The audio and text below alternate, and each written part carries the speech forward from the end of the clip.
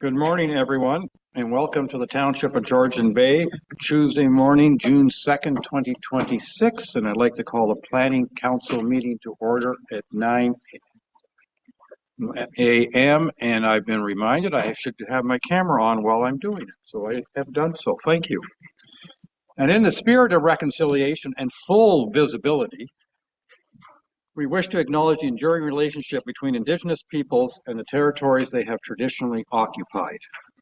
We recognize and deeply appreciate the historic connection they have to this place, the land, the water, the sky, and all that live on, in, and above it. We are grateful for the opportunity to meet here, and we thank all the generations of Indigenous peoples who have taken care of this place and who continue to care for it. And we want to show our respect. Hundreds of years after the first treaties were signed, they remain relevant today. May they guide our decisions and our actions. We commit to learn, to educate, to honor sacred places, and to take action towards real truth and reconciliation. Megwich. And Councillor Cooper, if you wouldn't mind reading the next acknowledgement.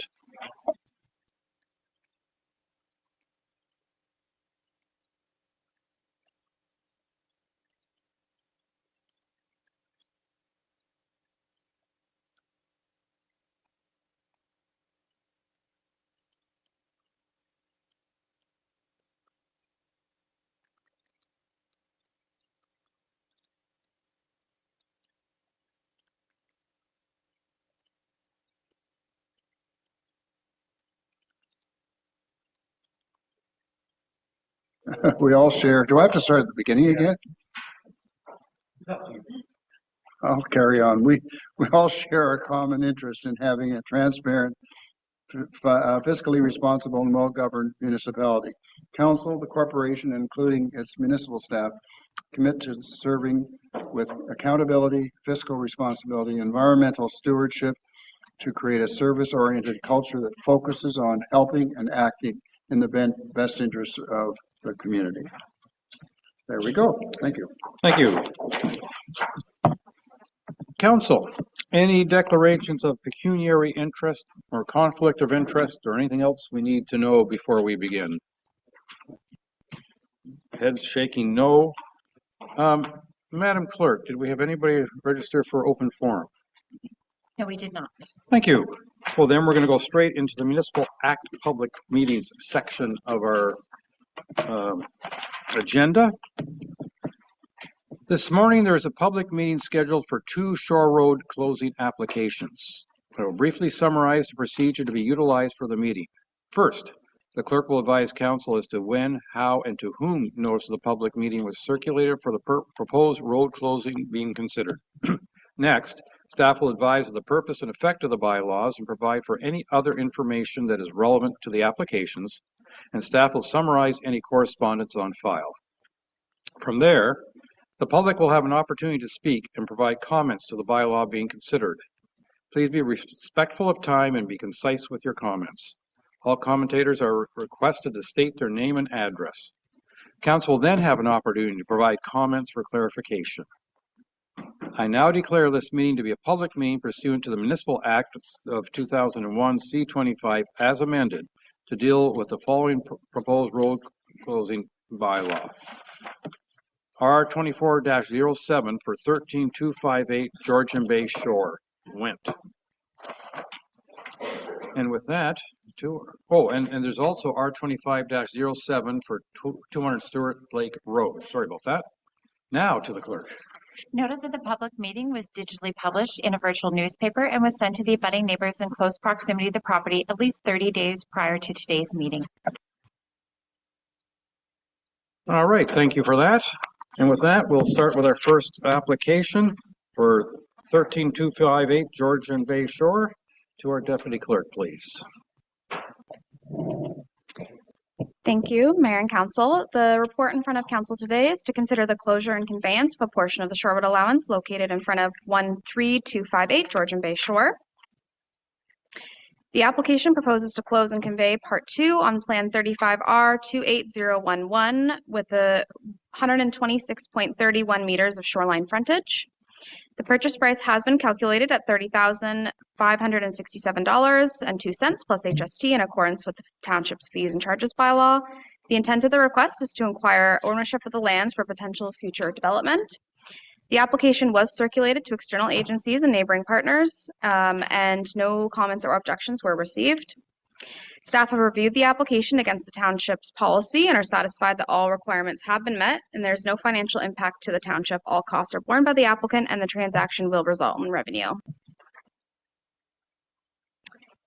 Here's an overview of the subject lands. The property is located in North Bay on Georgian Bay and is zoned shoreline residential type 5. We have an overview of the site sketch, which shows the location and configuration of the subject lands, including the existing dwelling and the dock and the portion of the shoreward allowance to be closed and conveyed. Here we have the survey showing Part 2, which represents the portion of the shoreward allowance proposed to be closed and conveyed. And then based on the information presented, staff recommend that council close the closing bylaw, and we're happy to answer any questions that council may have. Thank you very much. Council, any questions? Councillor Jarvis, please. Thank you, Mayor, through you. Sydney, a couple of quick questions. One, we've run into this before where the lines running off the property into the shoreward allowance usually follow the lines of the property. And I see that the line on the left side does not follow that projection, natural projection. How does that work for us policy-wise?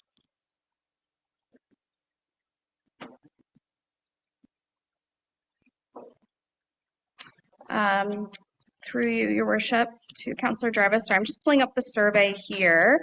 Are you saying that the lines on the north or left side don't follow the natural? On the right-hand side, it doesn't follow the natural line of the property into the shoreward allowance. It veers as opposed to being a straight line projection from the property line. Sorry, the survey that was printed for me is not clear. Let me just look at the PowerPoints. Oh, it kind of, are you talking about it like kind of jags out? Yeah, I think that is the property. So that is the lines of the property. That's okay. So that's, I'm talking between parts 1, part 2 and part 3, right? Part 2 and part 3, if you look at the natural property line, I thought we normally allowed the extension of that line to be the natural extension into the shoreward allowance. Now, is that just because this is the way it's been surveyed originally, or? It's how it's been surveyed, but it looks like our clerk might want to comment on. Yes, oftentimes we do follow the natural lot line, however, not if it will impede the shoreline of the neighboring property. So sometimes that's why the return isn't straight. Is that what you're talking about? Yeah, exactly, Yeah. yes. And clearly it was surveyed in the past and that line had been agreed to. Yeah. That's fine. Okay, and then the other question was with regards to, I gather Hydro was involved to try to establish their right of way. Where on the property is the Hydro right of way?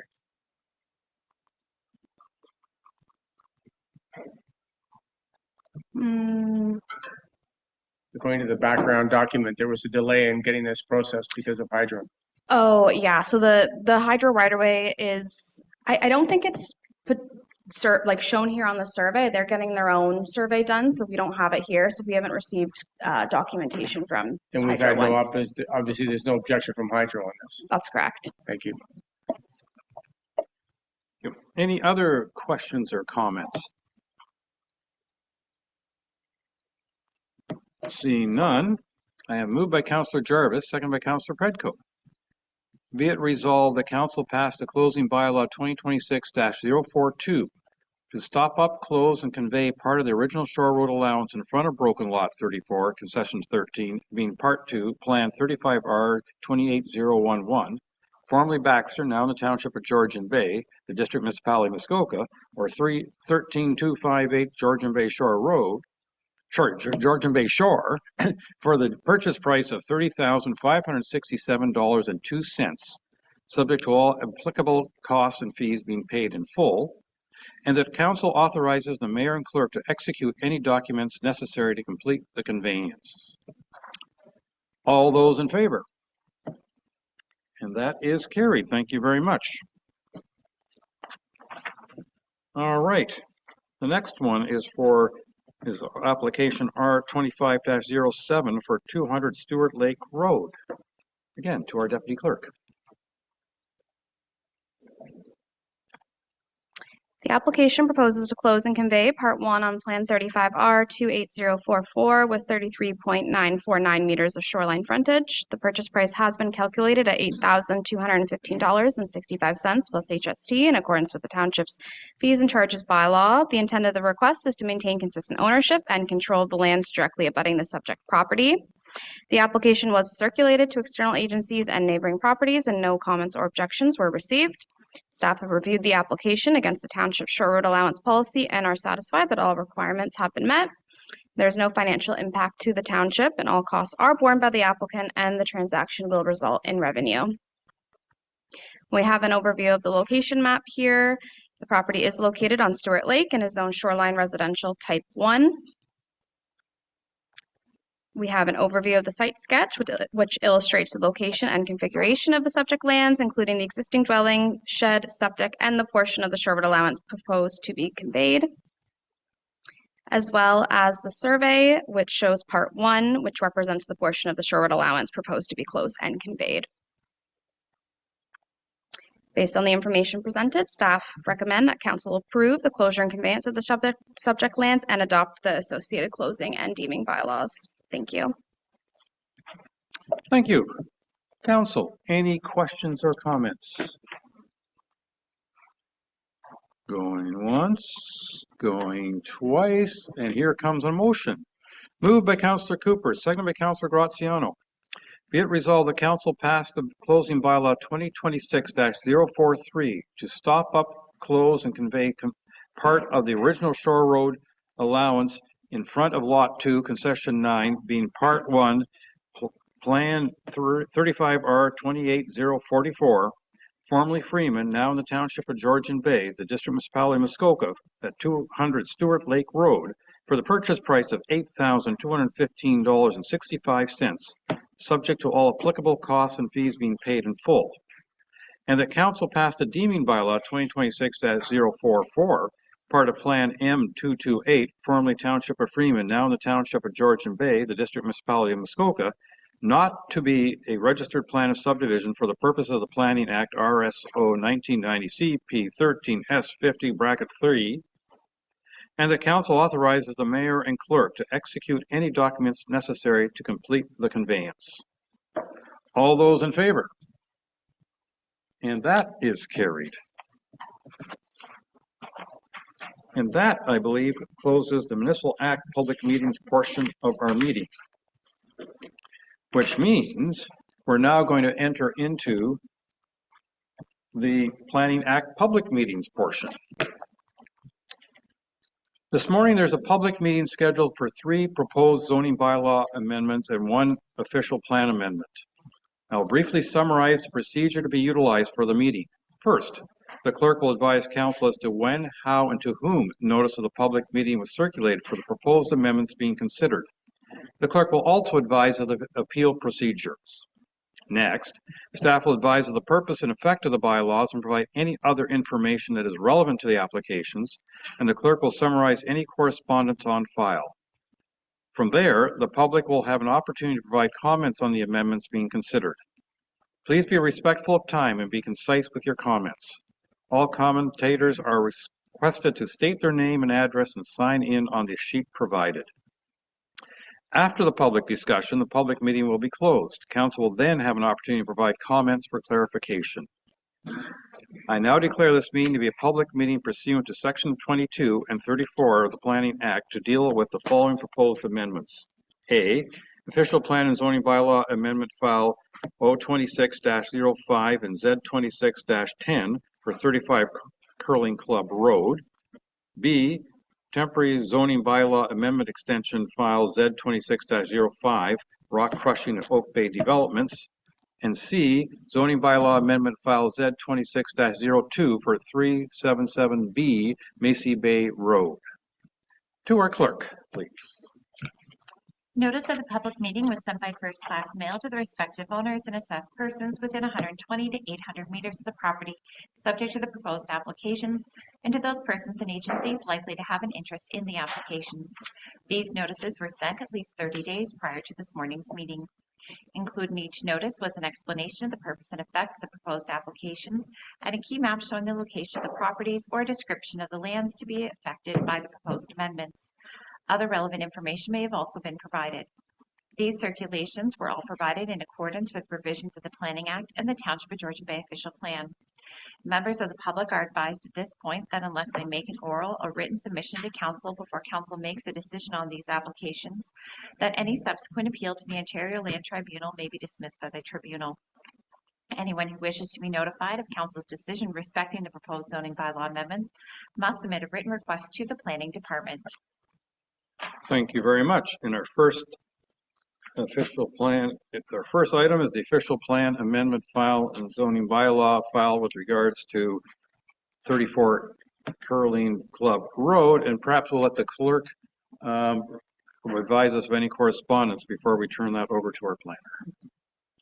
Correspondence relating to official plan amendment file and zoning bylaw amendment O26-05 and Z26-10 was received as follows. One letter was received from Kaylee Nicholson, Chief Building Official, stating that they will require MTO approval and will require building permits. One letter was received from the District of Muskoka indicating that district staff will not oppose approval of the application, provided that appropriate development control measures are used to address the comments and requirements of the MTO. One letter was received from the Ministry of Transportation of Ontario stating they have no concerns regarding this application. One letter was received from the Ministry of Natural Resources stating they have no comment regarding this application. One letter was received from Hydro One, confirms receipt of the application and does not comment on OPAs and ZBAs. They will review the proposal later in the planning process and directs applicants to their local distributor or Hydro One subdivision group for any low voltage matters. Thank you very much. And Ms. McKay, would you be willing to give the planning department's perspective on this application? I will. Thank you, Your Worship and members of council. The subject property is located in the urban center of MacTier, south of Curling Club Road, and being approximately 200 meters west of High Street. The lot maintains a rectangular shape with an area of 5,298 square meters with a frontage of 40.5 meters. Access is provided directly from Curling Club Road and classified as a township road. Presently, the subject site contains a commercial building that is 625 square meters in floor area. The remainder of the site is generally clear with a mix of paved and gravel surfaces and contains 26 surface parking spaces and outdoor storage area. The subject site is located within the built-up area of MacTier, which is comprised of a mix of highway, commercial, service, and residential uses. Adjacent properties along Curling Club Road include similar commercial and service operations, reflecting the area's function as a local business node within the Township of Georgian Bay. A pre-application consultation was prepared on October 1st, 2025, providing policy guidance and requirements for the proposed development. An official plan amendment and a zoning bylaw amendment were submitted to the township and deemed complete on April the 10th, 2026. The property is currently designated as residential on Schedule C of the Township of Georgian Bay official plan, being the MacTier land use designations, and the intent is to amend the designation to the commercial designation. The commercial operation being undertaken on the property provides a full-service boat lift service, as well as additional marine sales and service options. The current use of the building includes the contractor's service and warehouse building, ancillary office space, and outdoor storage. The applicant's business continues to expand, necessitating additional building area to support the desired services and operations, including marine vessel storage within a portion of the new building addition. The proposed development would expand the existing 625 square meter building by constructing a 975 square meter building addition to a total of 1,600 square meters in floor area as shown on the preliminary site plan. An addition to the rear of the existing building is being proposed. The addition is designed to be integrated coherently with the existing building. The existing use of the building will continue in the addition and include an area for assembly, small office, and storage. A total of 26 parking spaces are provided, 3 of which are barrier-free, located on the north and south portions of the site. A second loading space is located in the front of the overhead bay door of the proposed addition. Vehicular site access is provided by Curling Club Road, ensuring efficient ingress and egress. Emergency access and circulation are accommodated within the site as per municipal requirements. The proposed official plan amendment is to redesignate the subject site on Schedule C MAC Tier land use designation from residential to commercial. Section E4211 states that the predominant use of land in the commercial designation shall be for commerce and shall include uses such as retail sales or service establishments, marinas, automotive or marine sales or service establishments, business or professional offices, etc. The building addition would be permitted under the urban center and commercial land use designations. The proposed expansion to the existing building conforms with the commercial development policies, as the existing and expanding business serves the designated urban center area and other service areas. Section E422 and E4228 provide policy direction on visibility, landscaping, and outdoor storage. The site plan submitted in support of the application has been designed to maintain a high-quality visual appearance from the adjacent transportation routes, particularly Lake Joseph Road, which abuts the rear portion of the site. Landscaping along the rear yard property line is planned and will be further refined through the site plan approval process and subsequent site plan agreement. Tree plantings and landscaping buffers will screen the development from the surrounding properties and Lake Joseph Road. The site layout also ensures that any general contractor or builder equipment is either stored within the building or in the rear and appropriately screened fenced area. Overall, the building expansion represents a commercial use that is recognized in the official plan as an important part of creating and maintaining a diverse economy. The subject site is currently zoned as Industrial Exception 9. The industrial zone is intended to accommodate industrial uses such as heavy equipment sales and service, light manufacturing, and a maintenance garage. In 2018, Bylaw 2018-29 amended the zoning bylaw to permit the additional use of staff accommodations on the property.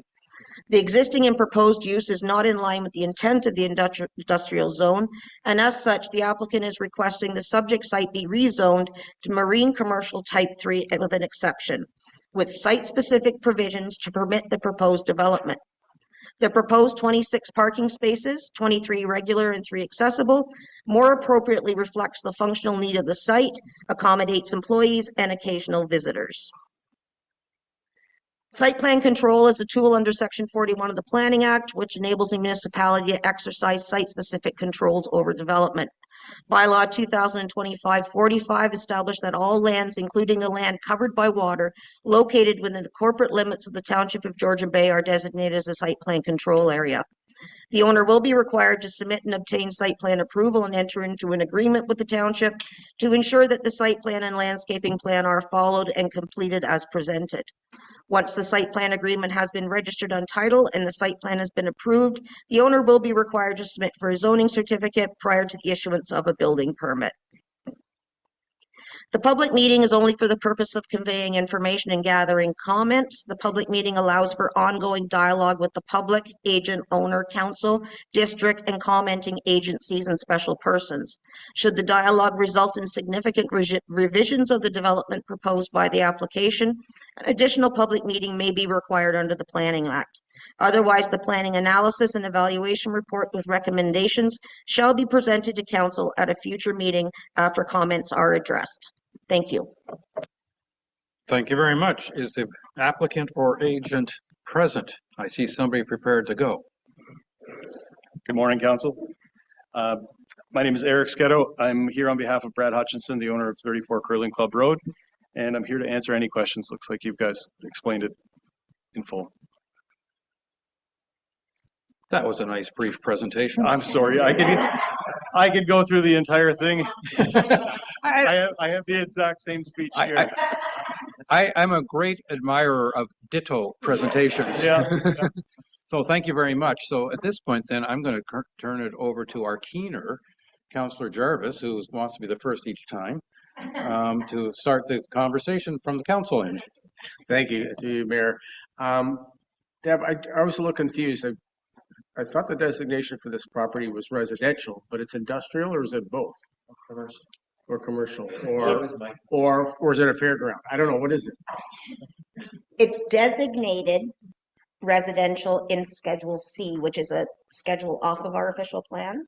Okay, so that's what we're changing, is that Schedule C designation, residential to a commercial. Which was in conflict with the zoning bylaw. Oh, totally in conflict, yes. Now, the zoning bylaw zones it as industrial, so it's all over the map. Right, so there's a conflict here that we're sorting out with this. Correct. As well. We're So- cleaning it right up. Okay, wonderful. I think it's a very good idea to clean up our OP. I see the lands adjacent that aren't developed are currently designated or listed as residential as well. Do we have any indication from those property owners? Was there any? You own it? Oh, and there was no correspondence from anybody next door. Do you No. have any? Right, so our client is the owner of the neighboring property, and the other one is the timber mill that's beside on the other side. No, I'm just curious, maybe we should be looking at designating the rest of that wedge as commercial just to get, I mean, it looks like a logical area for commercial activity. Anyway, okay, thank you for clearing that up. Well, sort of, anyway, thanks. Councillor Bredko. Ditto. Okay. Councillor Bocek. I love it. Almost ditto. The questions mostly have been answered over here, but this is a general question. It seems to go from R to a C for our residents is a long process that costs a lot of money. And due to the Planning Act, most of our residents are seeing a lengthy process and a large cost. And my question to you, in this application here, the timelines, I don't want to know the cost, but the timelines to get to this point from when the original application came in, if you could help me with that one. The original application, through you, Your Worship, the original application was received in April. And because of the timelines in our official plan for circulation, hearing back from district, hearing back from MTO, that's why we didn't get to public meeting. So very expedient, actually. Okay, thank you. Any other questions or comments? Well, I have moved by Councillor Bocek, second by Councillor Hazelton. Be it resolved that the report regarding the official plan amendment O26-05 and zoning bylaw amendment Z26-010 for 34 Curling Club Road be received, and that the comments provided at the public meeting held on June 2nd, 2026 be received, and that council directs staff to prepare a recommendation report and bylaw for council's consideration at a subsequent meeting after all consultation comments have been received and considered. All those in favor? And that is carried. Love to see how we can allow you Thank to you, Council. expand your business and or whoever's business it is, your business, and good luck to you. Thank you. Yeah.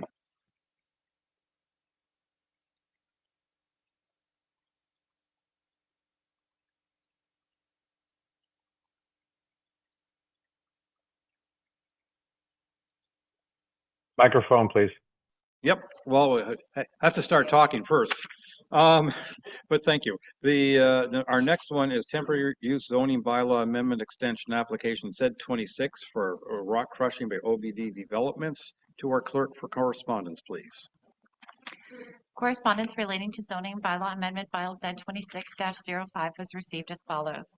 One letter was received from Kelly Nicholson, Chief Building Official, indicating she had no comments on the application. One letter was received from the District of Muskoka stating the district staff would not oppose the application if township staff confirmed that impacts such as odor, noise, contaminants, public health and safety risks, and effects on natural features are adequately mitigated. One letter was received from the Ministry of Transportation stating the subject lands are not located within the MTO's permit control or therefore have no comment. One letter was received from Tatum Engineering Limited, which provided a record of 4 resident complaints while crushing and the manner in which they were addressed.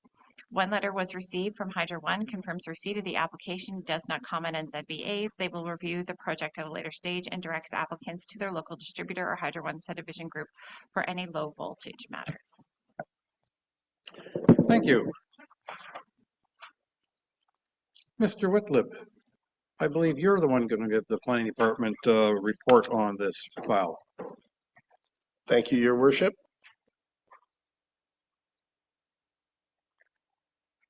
Okay. So this is an application, as the clerk has indicated, for a temporary use zoning bylaw amendment. The application was received in early May of this year, and it's for a property that's known locally as Summerside. It's within the Oak Bay development. It's on the north side of Golf Course Road. The applicant is OBD Developments, Inc. The agent on the application is Mr. David White, who is in attendance here today in the audience. And I'm just going to proceed to my next slide, give you some context. Bear with me here. There we go.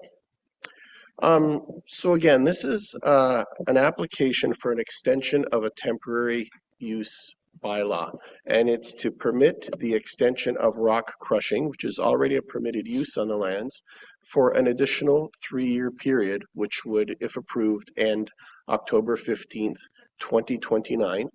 Whoops, sorry about that. The proposal is to carry on in accordance with the same performance standards as the current permission that exists for rock crushing, and that's Monday through Friday, 7 a.m. to 5 p.m. in accordance with a best management practices plan. As background to this application, and you can see the subject lands outlined in red in the aerial imagery, this was first the subject of a temporary use bylaw application in 2022. That was approved for 2 years. No, I'm sorry, 2022. It was applied for in 2022, approved by the Ontario Land Tribunal in 2024, excuse me, for a period of 2 years, which will end October of this year. So they still have permission to do rock crushing, but are seeking an additional 3-year extension. And that initial application for rock crushing was accompanied by a number of technical studies. There was an environmental impact study, a dust modeling air quality study, a noise impact study, and that best management practices plan that I mentioned, all of which were peer reviewed through the previous process. And again, that bylaw came into effect in 2024. It was ordered by the OLT.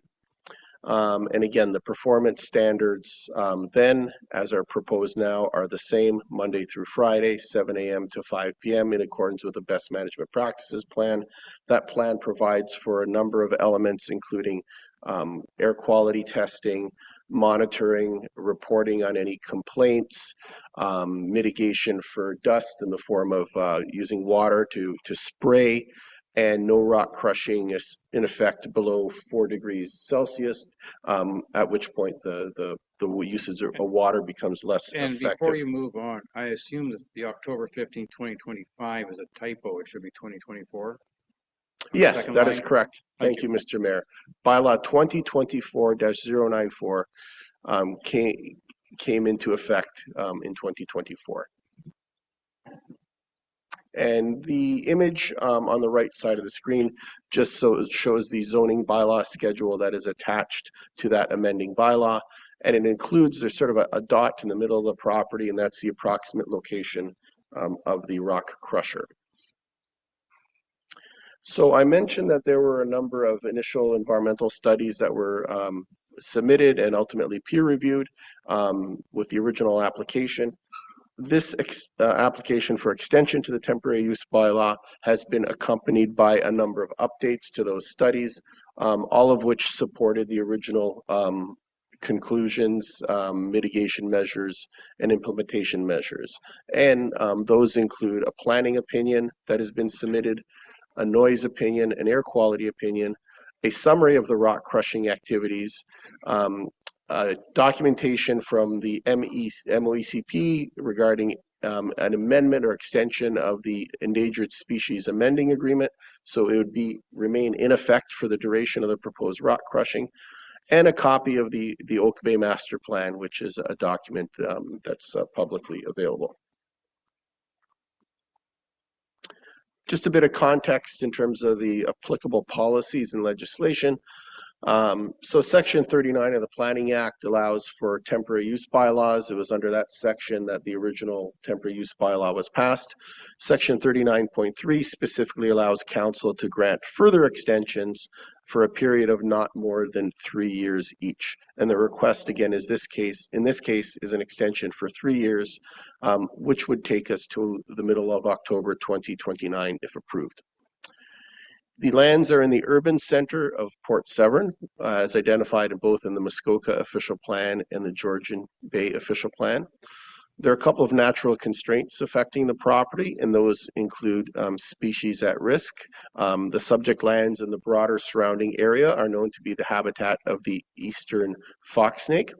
And the lands are also impacted by a floodway and 15-meter wave uprush buffer associated with Georgian Bay. The lands are currently zoned residential multiple type 4 exception 3A, and that's a zone that would ultimately allow for what is proposed as a condominium development on the property.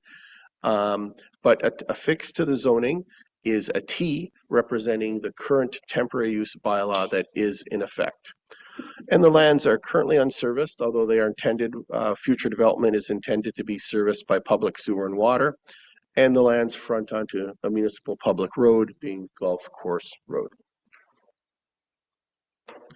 So in conclusion, what we're doing today is simply hosting the public meeting for sharing of the information included in the staff report, gathering of comments, and of course, considering any questions that may come up today. And it's staff's recommendation, as set out in the staff report, that the report be received, that any public meeting comments be received, and that staff be directed to prepare a recommendation report for council's consideration at a future meeting after all comments have been received and considered. So that concludes my presentation. I'll stop sharing my screen and I'd be happy to address any questions. And as I mentioned, the applicant's agent is here in the audience. Thank you. Does the applicant or agent wish to make any comments? And if you wouldn't mind coming to a microphone to do so. Thank you. Thank you, Your Worship, members of council. We appreciate you hosting the public meeting today. And I think Mr. Whitliff has accurately set out the nature and what we're of the proposal and what we're requesting. And so we'd be happy to answer any questions. All right, thank you very much. I'll turn it over to council then at this point, and Councillor Bocek, I see your hand. Yes, and thank you through your mayor. My question is not for the applicant or the agent for the applicant, it's for our clerk. You said that there was, I'm sorry, I was into reading part of the document, but you said there was 4 letters opposing. Am I correct on that?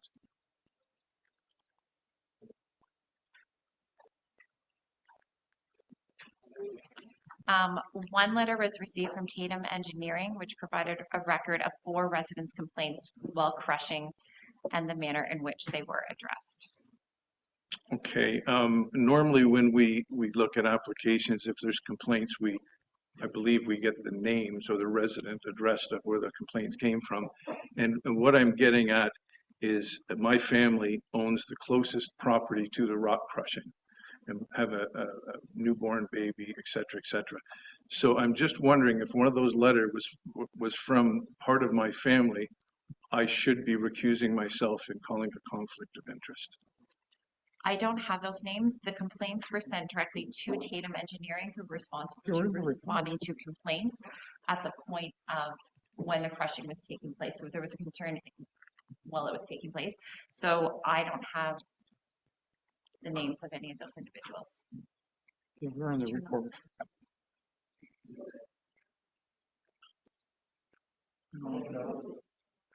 Okay. Through the mayor, perhaps I can clarify 2 points. So the staff report spoke to 2 complaints that staff were aware of at the time that came in during the period of rock crushing in November 2024.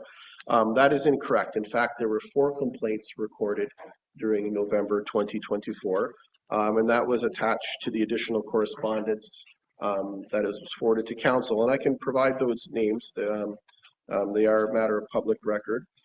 So there was a complaint received from David Clark, from Gary Filipchuk, from David Flower, and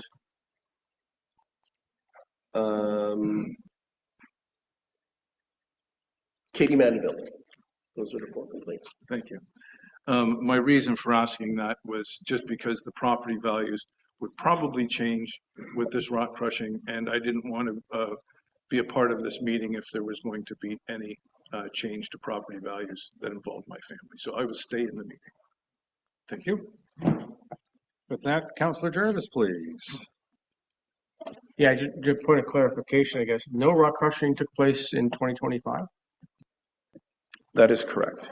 So the rock crushing that has taken place to date in 2024, if I read the report correctly, about 2/3 of the volume was crushed, leaving about 1/3 behind. Is that approximately right?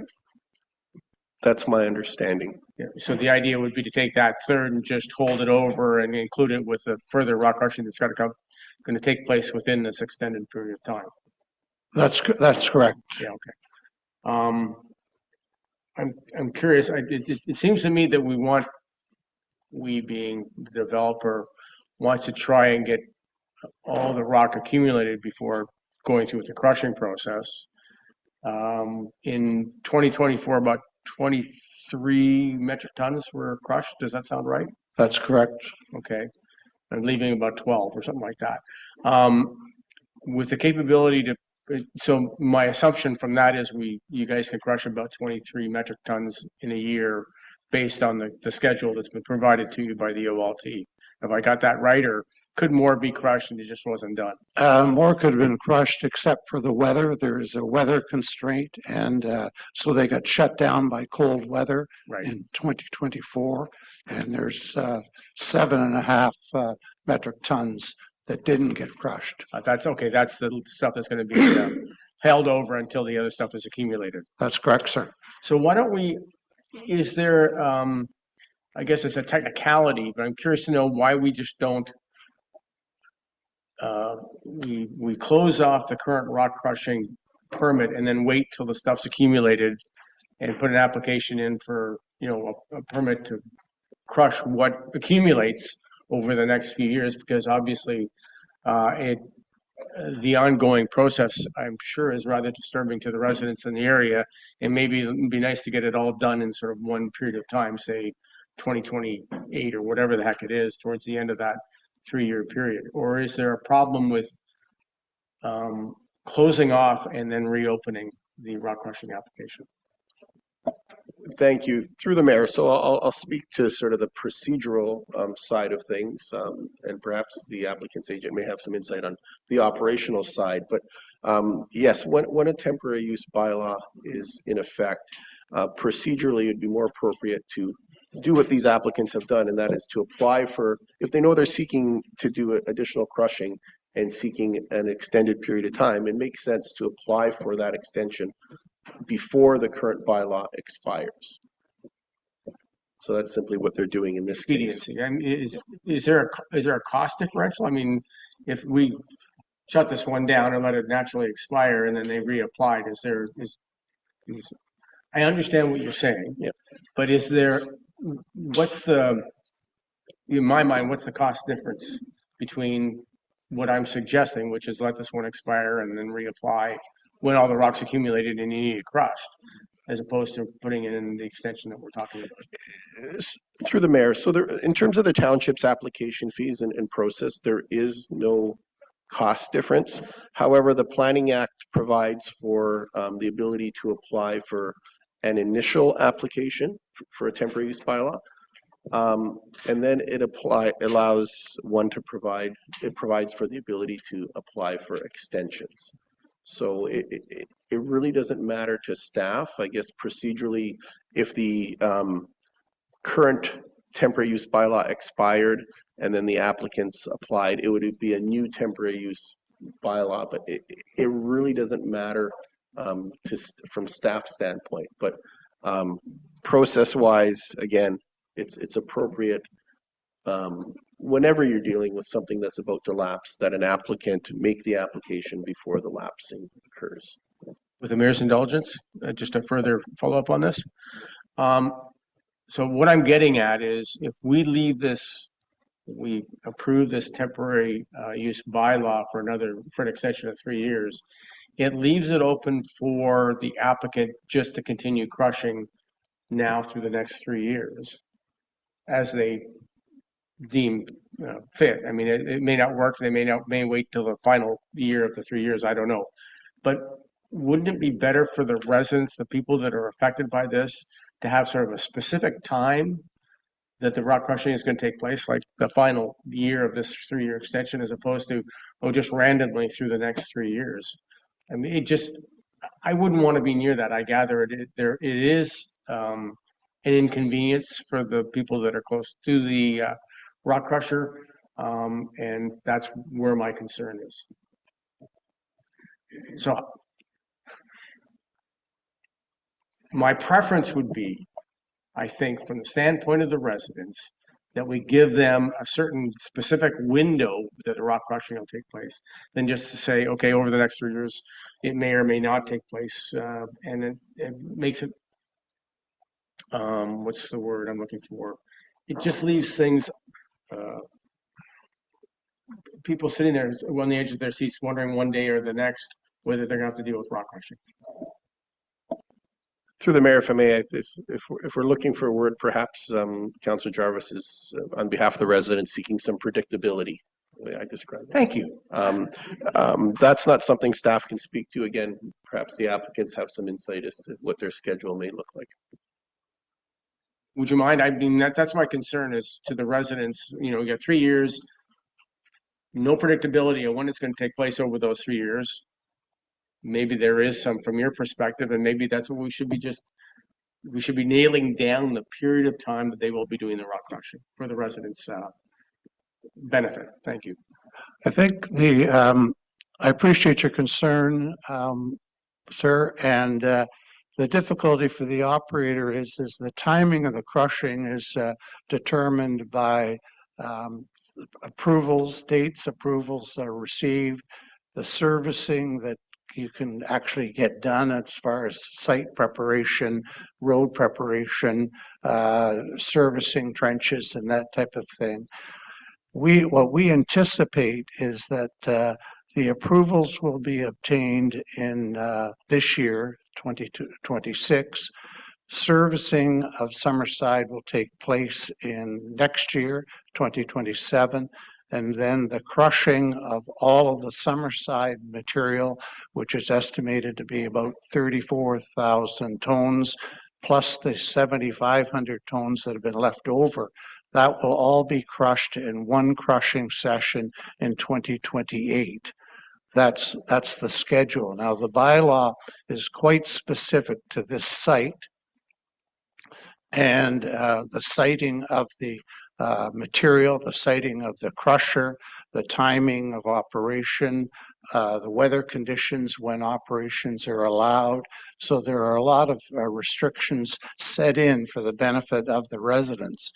But the operator is trying to get to a position where they can bring the crusher in once and finish the material that's on site and Summerside. There will then have to be a new application and a new review of the crushing operation for the next phase, which is Trailside. We expect that Trailside will be asking the township to crush it on site, similar to Summerside. That will presumably happen 2029, 2030. Then there's Potato Island and Twin Island. They will require some crushing, but the distance separations cannot be met. So the crushing of the rock for Potato Island and Twin Island will have to be taken off site. And those are matters that we'll be addressing with the township at some time in the future. I think it works better if the temporary bylaw is extended, because all of the reports have been prepared and filed specifically for that Summerside site. And I think the timing works out that it'll be 2028 when all of that crushing will be done on Summerside.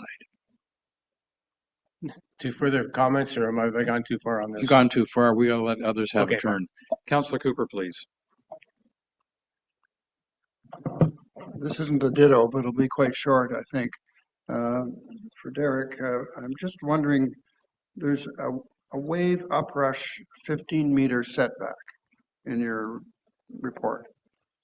But I would think that the 15-meter setback would be significantly impacted by the elevation. And I don't see anything about elevation here. I'm only seeing 15-meter setback. So if it's low slope, it's a really big difference between a low slope and a high slope. So, and the wave uprush would obviously be impacted by that. Can you respond to if we require anything like that, or we cannot require anything like that, or why there's no mention of elevations? Thank you. Happy to, thank you. Through the mayor. So the floodline data that has been prepared for Georgian Bay and some inland lakes uses a 178 meter contour.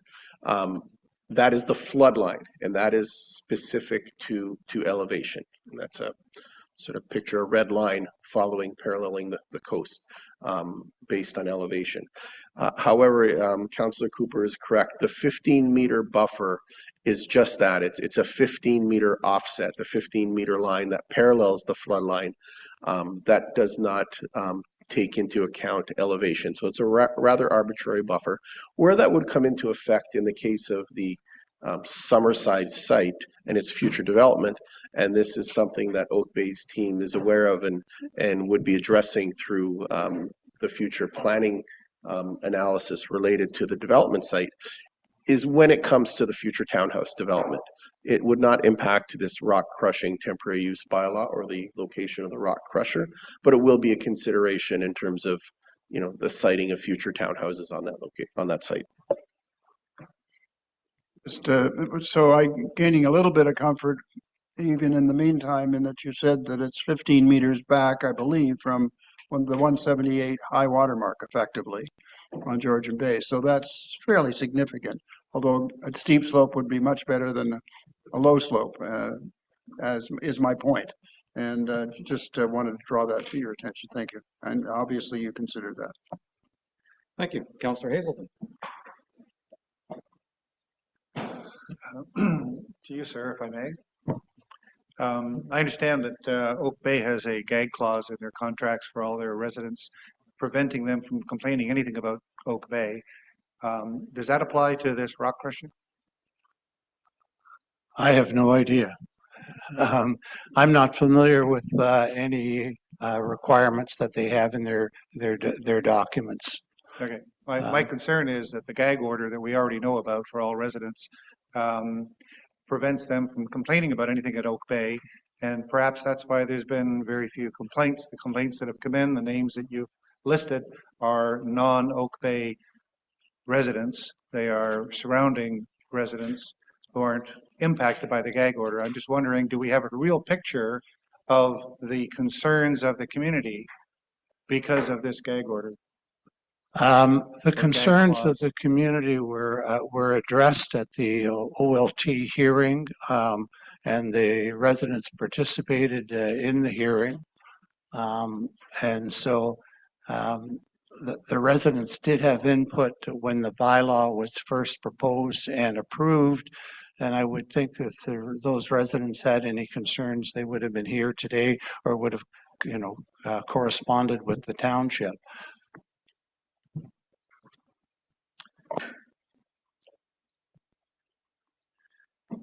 Councillor Bochek. Thank you. Through you, Mayor, thanks for the second round here. My first question was going to be, will there be additional blasting, and then would that be added to as they develop? You answered that question for Councillor Jarvis. I'll take that off the table. My other question is, and it probably go to our Director of Planning, rock crushing is a process where you take a large piece of aggregate and you break it down and you crush it to a specific size. part of that process is what's called breaking of rock. Breaking of rock is when you use a large excavator with a hammer on it, which takes the big boulders and brings them down to small pieces that can be fed into the process of crushing. And that seems to be happening at different times. And I'm just wondering, and my question could be to either of you, would the rock breaking be taking place under the same rules that we have here for the rock crushing? Oh, through the mayor, I'll answer best I can, but it's my understanding that the temporary use bylaw is specific to the operation of the crusher itself, the crushing component of it. Thank you. Any other questions or comments from council? Councilor Graziano. Thank you. And through your chair, I have just a quick question to Derek Whitlib. To our director of planning, with regards to site maintenance and cleanup for the current existing rock crushing, are we or can we require the construction equipment to be moved and cleaned up from the original facility, or excuse me, the original site? Or is that not relevant to this application? Just out of curiosity. Through the mayor to Councilor Graziano, and I think I'll need clarification. So the proposed site of rock crushing in this temporary use extension is the same site as the existing rock crushing operation. So I'm not sure which equipment cleanup, Councilor, you're referring to. Yeah, and so that clarifies. I wasn't sure if they were moving the facility and or if it was going to be crushed in the same location. Okay, thank you very much for clarifying. Thank you. Any other comments or questions from council? Councilor Jarvis, you wanted to go in again? Yeah, I just want to follow up. So it's great that our applicant has given us an idea of upcoming potential rock crushing activities. Is there any way, I don't think it'd be something we would be requiring, but as a matter of service to the local community, is it possible to provide the schedule that you noted to them so they have a better idea of when rock crushing will be taking place? Just a request, nothing that would be part of the Absolutely. We'd be prepared to contact the residents or meet with the residents and review the proposed schedule. I'm sure we would have some flexibility in the actual dates or timing if the residents had input that they wanted. So yes, definitely. I think that would be most helpful, particularly in virtue of the fact that I think when we originally were dealing with this rock crushing application, I think in my mind it was the only rock crushing that's going to be done. Now it looks like there's obviously going to be applications for further rock crushing on-site and off-site, obviously, but I think people need to be aware of that. Thank you. Thank you. Any other comments or questions? All right, I will read the motion. Moved by Councillor Cooper, seconded by Councillor Jarvis. Be it resolved that the report regarding temporary use zoning bylaw amendment extension application Z26-05 rock crushing for lands known as Summerside, situated on the north side of the Golf Course Road in Port Severn and located in parts of lots 30 and 31, concession 2, Baxter, Township of Georgian Bay, be received. And that comments provided at the public meeting held on June 2nd, 2026 be received.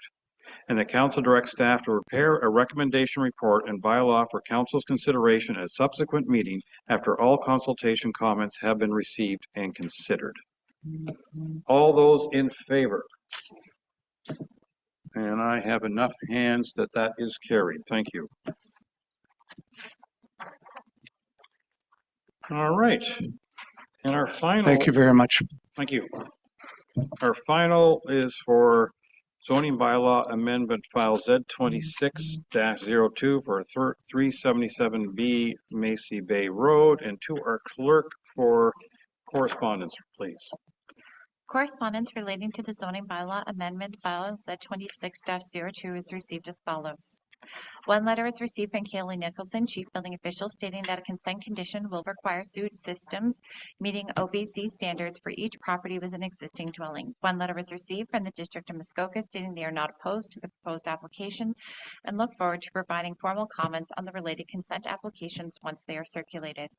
One letter was received from the Ministry of Transportation, stating the district office has no comment but supports a request for an EIS due to the adjacent provincially significant wetland and protected species in the area. One letter was received from the Severn Sound Environmental Association, stating that the property is outside the intake protection zone and they have no comment. One letter is received from Hydro One, confirms receipt of the application, does not comment on ZBAs. They will review the project later in the process and directs applicants to their local distributor of Hydro One subdivision group for any low voltage matter. Thank you very much. Mr. Donaldson, your turn.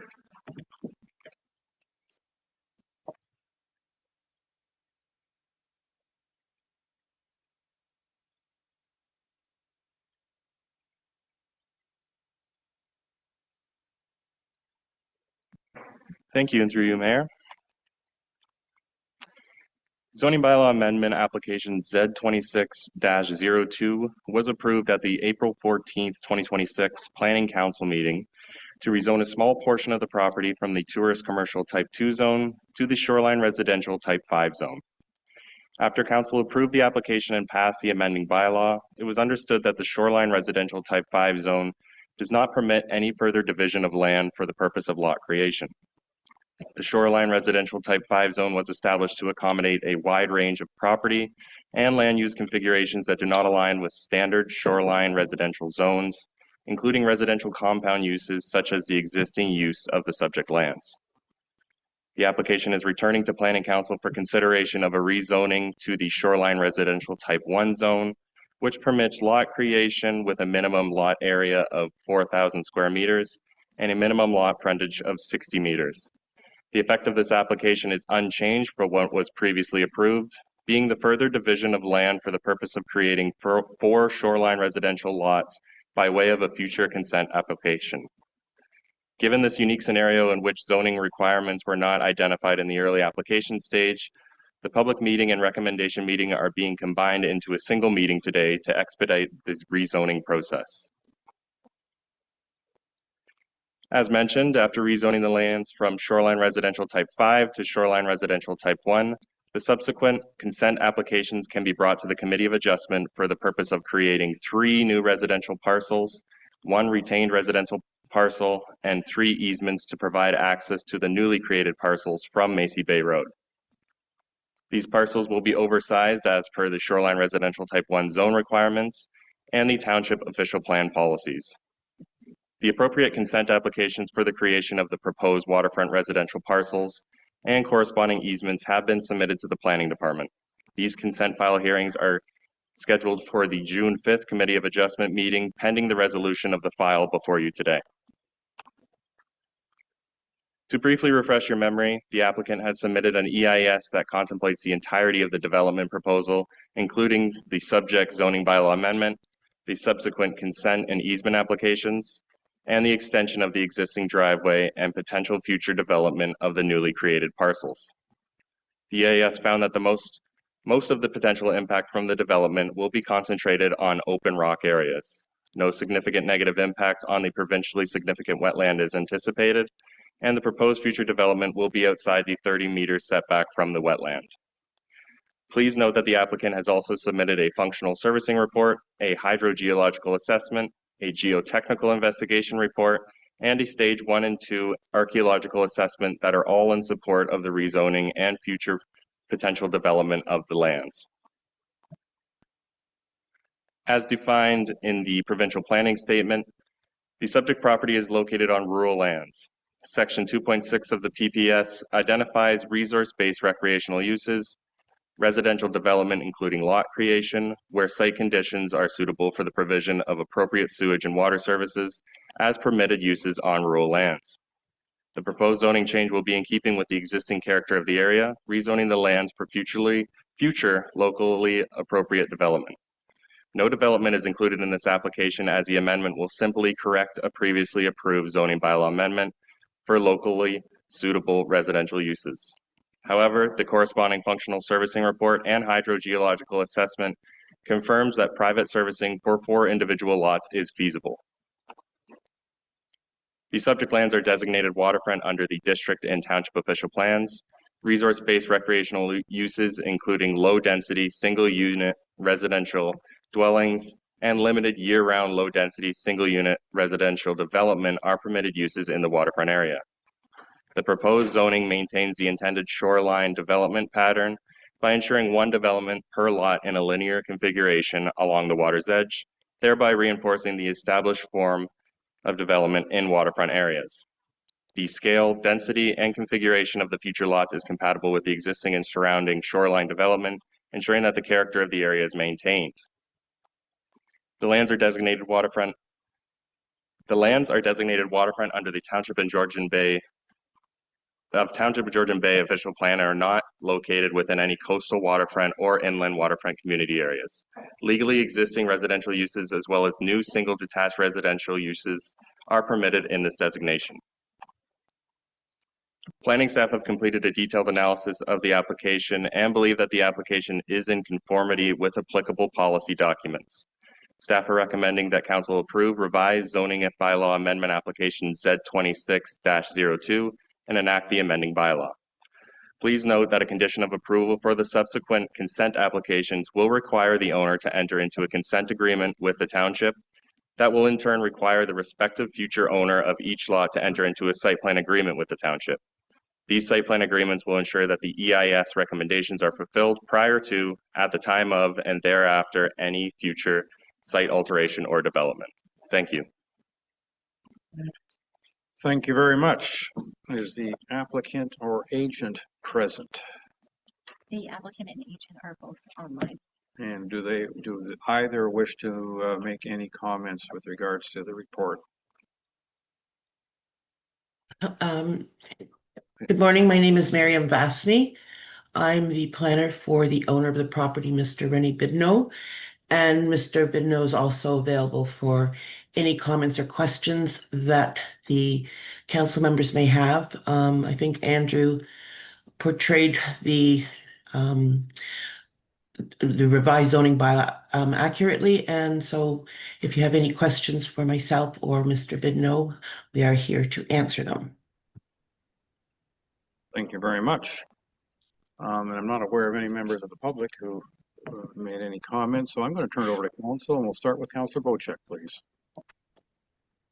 Thank you, and through your mayor, thanks very much for the presentation, and thank you for offering to answer any questions we may have. My question is for our planning department, our director of planning, only because of my limited planning experience. We know this property has been under a few applications over the years for different usages. And my first question is, when a property is in the application stage and the ownership of the property changes during mid-stage, does the application continue or a new application need to be submitted? That's not directly concerned to this, because I'm just not sure where this is right now. And that's my first question. It sounds like, through the mayor, sorry, maybe a bit of a hypothetical, but certainly an application is submitted, by an owner or by an owner who authorizes a specific agent. So if that ownership changes mid-application before a decision is made and a change comes into effect and is final and binding, that authorization would need to be transferred. So a change of ownership doesn't necessarily have to stop an application, but we may need to, get all the right signatures back in place to authorize the new owner to carry on. That may be under the same agent, a different agent, but it would be an unusual circumstance and not one that I've run into. We've certainly seen many situations where shortly after a decision is made and an approval comes into effect, the property then changes hands. That's the more common situation. That's great. Thank you. that really does give me the right answer that I was looking for. Secondly, this is a fairly big project with some fairly large expectations moving forward.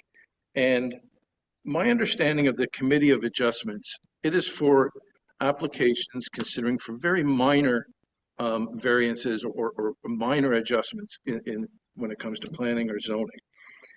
And I've read over the Committee of Adjustments mandate and what they should or shouldn't be doing. And I'm just wondering if you can explain to me why this would not come back to council for approval, but would be referred to the Committee of Adjustments. Certainly, through the mayor, happy to answer that question. So certainly part of the Committee of Adjustments mandate are minor variances. That's not the case here. What's involved here is a zoning bylaw amendment and ultimately consent to sever. The other part of the Committee of Adjustments mandate is consent to sever. So the Committee of Adjustment is the sole body that has severance authority. Council does not. So this application has, in effect, been elevated to council because of the zoning bylaw amendment. That's why we're having the public meeting here today. But the consent portion of it does go before the Committee of Adjustment, and that's the only body that has the authority to make decisions on consents. Oh, I guess I got my answer, and I know a little bit more about planning now. Thank you. Thank you. Councillor Jarvis. I feel with being a member of Committee of Adjustment that I know this property pretty intimately now, having seen all the reports. I'm curious, this is a 330-page report. My initial gist was we're just correcting a zoning, I don't say an error, but a miszoning, right? That's all we're doing here? Couldn't we have done that with one page? It's a lot of reading. I love that question. Yeah. I mean, I really appreciate the work that's been done in this. No doubt about that. But I mean, we've already been over this ground, and we're going to probably be over it again. I mean, I haven't even been physically there. I feel I've been walking that property for the last couple of years. So I'm just curious, would there have been an easier way that would have made it a little bit easier on the planning department to provide, something that was a little bit shorter than 330 pages, is guess what I'm getting at. Through the mayor, perhaps. I understand it's my responsibility when an applicant or agent submits several background studies or documents that I forward those on to the committee or council to read if they do so see fit. This perhaps could have been covered in a couple-page report, but in this case, I've submitted all documents. I appreciate the work anyway. Thank you. Councillor Cooper. I'll admit I didn't read all of the pages, but just a couple of quick questions of clarification. One is just the pictures that you showed. I was curious, were they taken this year, last year, or in 2020? Because it looked like it was, or 2013, it looked like a low water year versus a high water year. Through the mayor, they were taken in May of this year. Okay, thank you for that. The other question I had is that, and I may be mistaken about this, but in some of the areas in coastal Georgian Bay, new lot creation requires 2.5 acres. And my understanding, these are around 1 acre, more or less. And so that still meets the current requirements for this particular area? Through the mayor, yes, both the official plan policies and our zoning bylaw requirements is 1 acre for these lots. These lots all exceed 1 acre, but the minimum lot requirement is 1 acre. In a zone, a certain zone? In the SR1 zone, this property, there's more specific requirements in the official plan for community areas, but this property doesn't fall within any community areas. So the township-wide plan, more or less, says 1 acre. That is correct. Just for clarification, for waterfront residential properties. So that's something else that we could work on when we're working on our new official plan and zoning bylaws. Thank you. Thank you. I'm not seeing any other hands raised. I see, yeah, we've seen this file numerous times over the last few months. And so all those reports that you attached, I think we've seen them before as well. And I didn't read them again. Through the mayor, with Jarvis being a member of the committee, I expect him to read the full report for this Friday. For giving me my homework for the next 8 days. Well put. Okay, all right, council. So I also just want to confirm that not only is this a public meeting, normally at a public meeting, we say, and okay, council, staff come back to us with recommendations. You've also put the recommendation in here because as it turns out, there's not any public comments to digest. So what the motion I'm having now is, again, and this has been rather efficient. We won't have to see this next month because we're putting it all together and finalizing it. This part, at least this part, until you come up with the next chapter, who knows when. So I've moved by Councillor Predko. Oh, sorry, the applicant wanted to make a final comment? Yes, sorry. I just have a comment on the second page of the proposed draft zoning bylaw, which is the signatory page. It reads, read and adopted in open council the 2nd day of June 2026. And then it says deem enacted on the date of signing the 7th day of June 2026. June 7th is a Sunday, so I don't know how that's going to work. I'm going to let the clerk answer that. Sorry, it shouldn't be the 7th. If today is the 2nd, it should read the 4th. Okay. Right? Yeah. Yeah. Great, thanks very much. Okay, thank you. I have moved by Councillor Predko, seconded by Councillor Hazelton. Be it resolved, the council approves zoning bylaw amendment application Z26-02 and the council enacts bylaw 2026-045 being a zoning bylaw amendment Z26-02 to further amend zoning bylaw 2014-75 by rezoning the property municipally known as 377B Macy Bay Road from the shoreline residential type 5 SR5 zone to shoreline residential type 1 SR1 zone. All those in favor? And that is carried. Thank you very much. Okay, this concludes the Planning Act public meeting portion of the agenda. All comments, questions, and concerns raised at the public meeting have been recorded and will be taken into consideration by staff prior to a recommendation being brought forward. I now declare this public meeting to be closed at 10:17 a.m. You can have this whole bundle. All right, and now we're going to move into the Planning Act application staff reports, and we have two. And the first one is zoning bylaw amendment Z26-11 for 227 Huron Trail. To our staff, please. And I have to go through 300 pages to find out who our staff member is.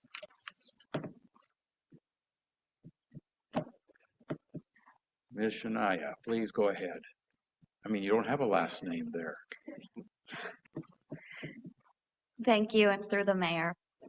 The subject property has an area of 10,400 square meters with approximately 90 meters of frontage. The lands are designated waterfront within the 6 Mile Lake Inland Waterfront Community, and the bay in which it is located contains type 1 fish habitat.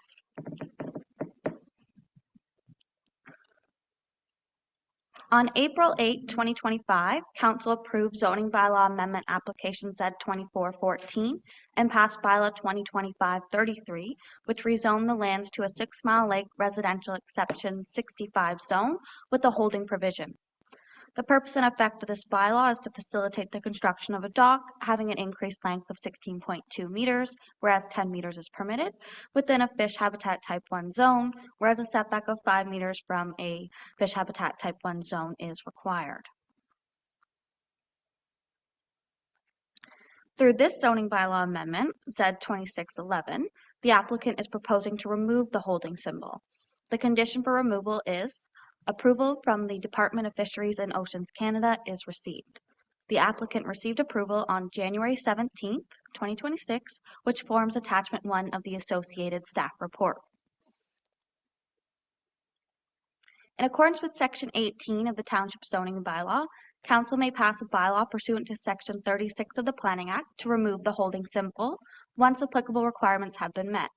As the condition for removing the hold has been satisfied, planning staff are recommending approval. Should council not approve the application, the applicant may appeal the decision to the Ontario Land Tribunal. Thank you. Thank you very much. Council, any comments on this application to lift the hold? Councillor Bocek. Thank you, and through you, Mayor. When I was repeating this, it was under the report highlights. It had suggested, or it was written that the DFO had no concerns with this application being in an F1 fish habitat. Am I correct in reading that? I'm sorry, I should have been asking Shania or our planning. Ms. Monfort. Through the mayor, yes, that is correct. I have attached the more detailed letter provided by the DFO to the report, but essentially they have no concerns with the proposal and have provided a list of potential mitigation measures that they provide to, I understand it to be all applicants, which not only contains a list of mitigation measures for docks, but boathouses as well. Thank you for that. And further, if I may, Mayor, address our planning department. Mm-hmm. In previous planning applications, F1 fish habitat has been taken into consideration many times and controlled the amount of development within that fish habitat. I'm worried about this ruling from the DFO that this completely eliminates from our official plan any hope of non-construction or development within an F1 fish habitat. Could you give me a short version of why this is being allowed and where our future is going to be in F1 fish habitats?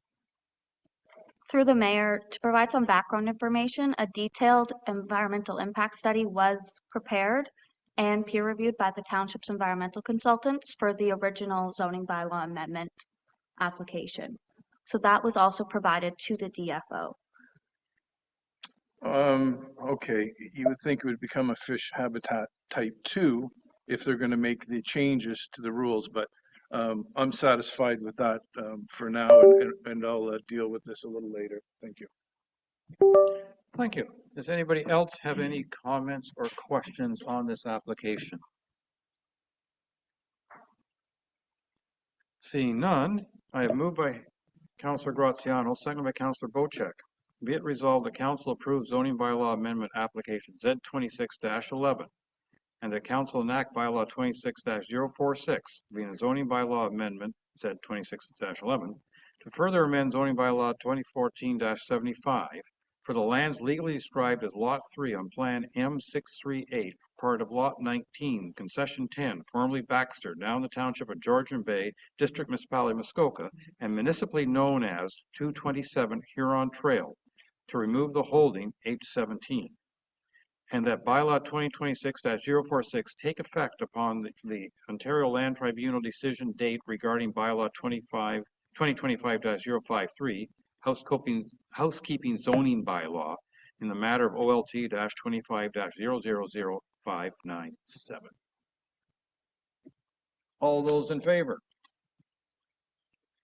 And that is carried.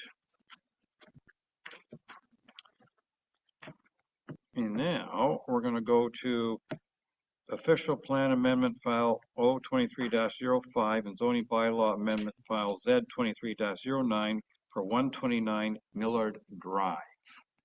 Ms. McCabe, tell us about this one, please. Thank you, Your Worship. The subject lands have a lot area of approximately 1.3 hectares and a lot frontage of approximately 124 meters on Gloucester Pool. The subject lands are relatively flat and well vegetated with mature trees. The shoreline consists of existing vegetation and outcropping. There we go, sorry. An outcropping. The property is surrounded by existing shoreline residential development to the north and south, Gloucester Pool to the east, and Millard Drive to the west and south, and Gloucester Pool to the east, and Millard Drive to the west. A public meeting for the purposes of conveying information and gathering comments was held on December 2nd, 2025. Members of council identified concerns that may play a factor relating to recognizing 3 sleeping cabins, the location of the sauna in the front yard, location of the woodshed, the parking area on the lot to be severed, and the capacity of the existing septic system. All concerns and comments by members of council have been addressed, and resolutions noted in the planning justification report prepared by MHBC Planning dated April 6, 2026. A motion was passed directing staff to prepare a recommendation report and subsequent bylaws. The final outcome of the official plan amendment and zoning bylaw amendment applications is to create a new shoreline residential lot subject to consent file B2322, the creation of an easement across the retained parcel to provide ingress and egress to the newly created parcel, and to convert an existing dwelling into a sleeping cabin on the retained lot. Consent files B2322 and B2406 are scheduled to be heard at the Committee of Adjustment meeting on June the 5th, 2026, with a condition that both the official plan amendment and zoning bylaw amendment are adopted by council and are in effect prior to finalizing the provisional consent process. The purpose of the official plan amendment is to establish a site-specific policy to permit 1 existing and 1 proposed sleeping cabin within the 20-meter front yard setback. The official plan amendment is strictly for the retained parcel subject to consent file B2322. The proposed retained lot is to contain all existing development as a result of the consent application. The existing southerly dwelling is proposed to be converted to a sleeping cabin. In order to facilitate the conversion of the dwelling to a sleeping cabin, an amendment to the official plan is required. Additionally, 1 existing sleeping cabin is located in the required front yard, being 20 meters. The purpose and effect of the proposed zoning bylaw amendment is to create 3 site-specific amendments on both the severed and retained lots.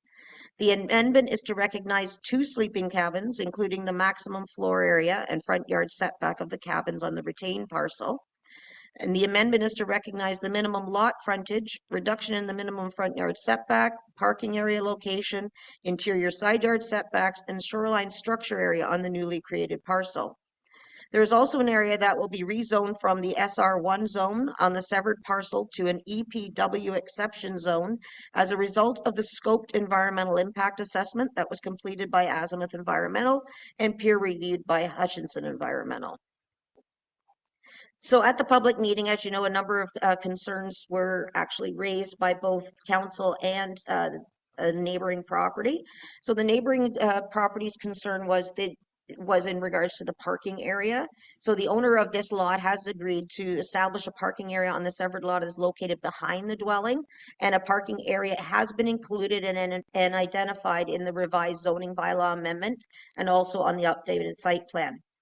Council concerns that were raised and addressed are 1 of the sleeping cabins is being basically relocated adjacent to the is located adjacent to the north cottage, and it'll be converted into a dryland boathouse. They're going to move the sauna to a location that is 15 meters from the controlled watermark and 5 meters from the side lot line, bringing it into compliance with the zoning bylaw. Moving the woodshed to a location that is 15 meters from the controlled watermark and 5 meters from the side lot line, which is in compliance with the zoning bylaw. And to address the septic system concerns, the owner is proposing to remove the historic illegal sleeping cabin that is closest to the northern dwelling, convert it to a dryland boathouse, and to remove 1 of the 3 bedrooms from the main dwelling on the lot. The result of these modifications is there is no increase in the number of bedrooms on the retained lot. Planning staff have conducted an analysis of applicable planning legislation and worked very closely with the agent of these applications and are recommending approval of the applications, including the adoption of an official plan amendment and zoning bylaw amendment. Thank you very much.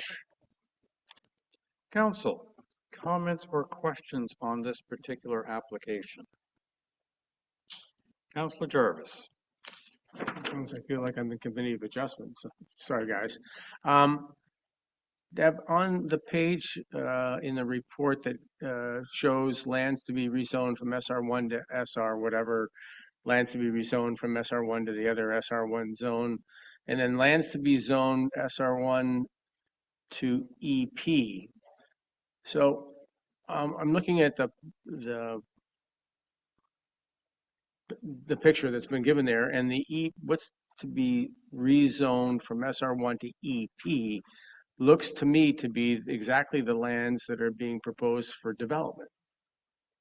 Am I misinterpreting that part of the report? Yes, through you, your worship, the area where the actual dwelling is going to be is in that gray colored SR1 YY zone. Are you looking at the draft zoning bylaw amendment? Yeah. No, I see the gray area. I understand what you're saying. Yeah. That's clear. And that's what I was thinking. But when I go back to page, what is this? Why are there no page numbers on here? There it is. Page 4. Does that make sense? So the report, I'm looking at the proposed zone for the potential dwelling and parking area don't look to me like they'd be in the gray area. I'll bring this up so others can see as well. They look like they're going to be up closer to the the mutual property line, and therefore in the orange area, not the gray area. Maybe Jamie could comment further on that. I'll bring up the picture, Jamie, for you. Always good to see Jamie here. Yeah, absolutely. That's why we bring Jamie to these meetings.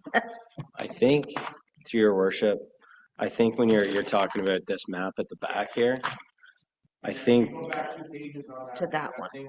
Yeah. 2 pages, yeah. You'll see the proposed dwelling parking area. To me, that looks like it's going to be orange down. so. Through your worship, on that map, the gray area, if you look on the schedule, I think the labels are mixed up there. The gray area is supposed to be the EP area, and the orange area is supposed to be the SR1. So I think it was just a typo. Clears it up quite. Because the intent is that all of the side yard beside the neighbor's property becomes EP, and then all of the back becomes EP. That was Sorry, I didn't catch that. I will correct the report then? Yes. And then that's fine. That clears it up. Thank you very much, Jamie. Okay. Well done, Councillor Jarvis. Any other questions or comments?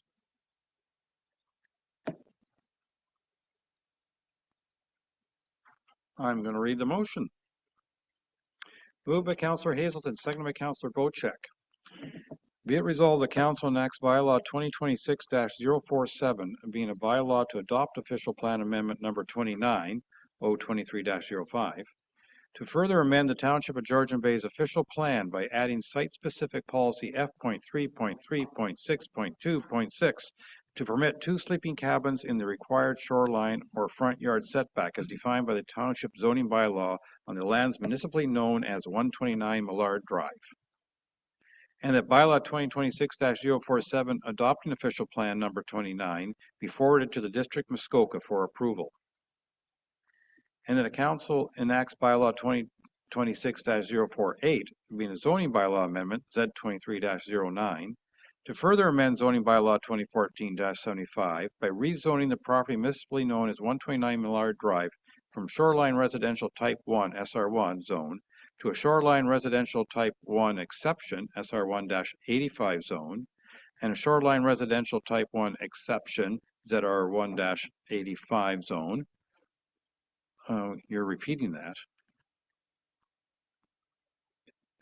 Is there supposed to be an SR1-86?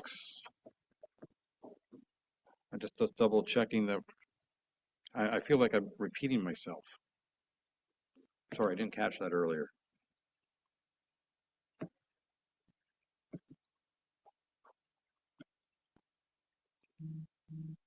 Is there 2 SR1?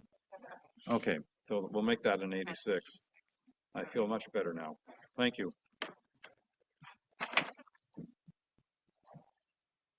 And shoreline residential type 1 exception SR1-86 zone, and from shoreline residential type 1 SR1 zone to an environmental protection wetland exception EP-W-5 zone, and that bylaw 2026-048 take effect after the Land Tribunal decision date regarding bylaw 2025-053, the housekeeping zoning bylaw, in the matter of OLT-25-000597. All those in favor? And that is carried. Thank you very much. And that ends the planning application staff reports. So now we are down to the staff reports, Bill 98 and Georgian Bay Official Plan and Zoning Bylaw Review and Update. Mr. Kratky, I believe that's your department. Thank you, Mr. Mayor, councilors, and everyone in attendance here today in person and online. With your permission, Mr. Mayor, I will share my screen.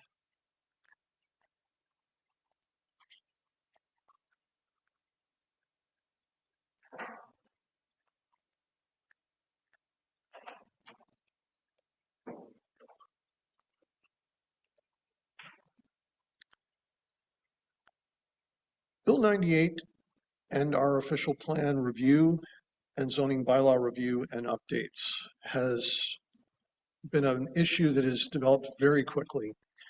On only March 10th, 2026, Planning Council approved an outline for the review. The review was divided into topics because we were attempting to update our official plan without throwing it out.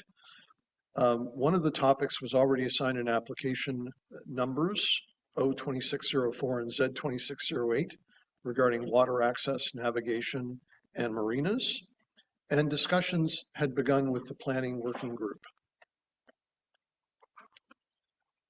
Although March 30th was the first time the public got to see Bill 98, and of course when we last met before Planning Council in the first week of May, it was just finished with second reading and having been discussed at the committee. Subsequently, on May 14th, it was approved, but at third reading. When I wrote my report, I anticipated, given the speed with which it was progressing, that we may even have seen royal assent before this meeting. However, we have not. As of late yesterday, it was still on the order paper as royal assent outstanding. Bill 98 changes the planning framework in this province, and it moves us to a new official plan framework, which is going to become a defined term in the Planning Act. And Georgian Bay must move to the new official plan framework by January 1st, 2029. Schedule 1 to Bill 98 sets out contents of an official plan, both in terms of the chapters, sections, and schedules. It also sets out the land use designations to be used in an official plan. My report asked Council for a pause, and when I asked Council for a pause on writing that report, we were very concerned as planning staff how we were going to make this work. Because when you look at the existing Georgian Bay official plan chapters versus the required chapters in the new official plan framework, which this table shows, and this table runs on multiple slides, you will see that there's a considerable difference in how the plan is to be structured.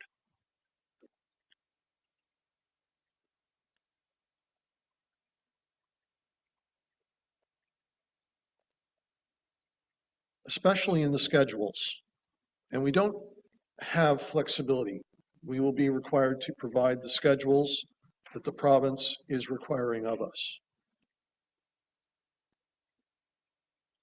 Also, we're moving from 3 land use designations, where Port Severn and McTier urban centers and the Honey Harbor community are 1 designation, a waterfront designation, and a rural designation, to 12 designations as set out in this new official plan framework. Those are neighborhoods, mixed use areas, mixed use commercial areas, employment areas, major facilities, parks and open spaces, natural environment and water resource areas,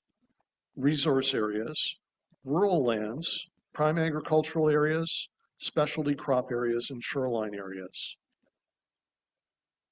Again, when I was writing the report, we hadn't had an opportunity to begin to contemplate what that actually means.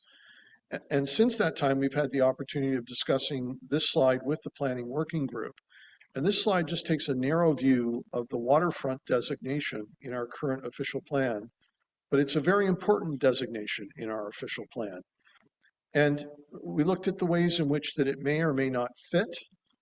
And I think from a planning perspective, the good news is that there are chapters available to us and schedules available to us to ensure that what becomes of the waterfront designation, which is likely a shoreline areas designation, parks and open space designation, and natural environment and water resources areas designation, that we likely are able to find ways in which to bring many elements of our official plan forward into the new official plan framework.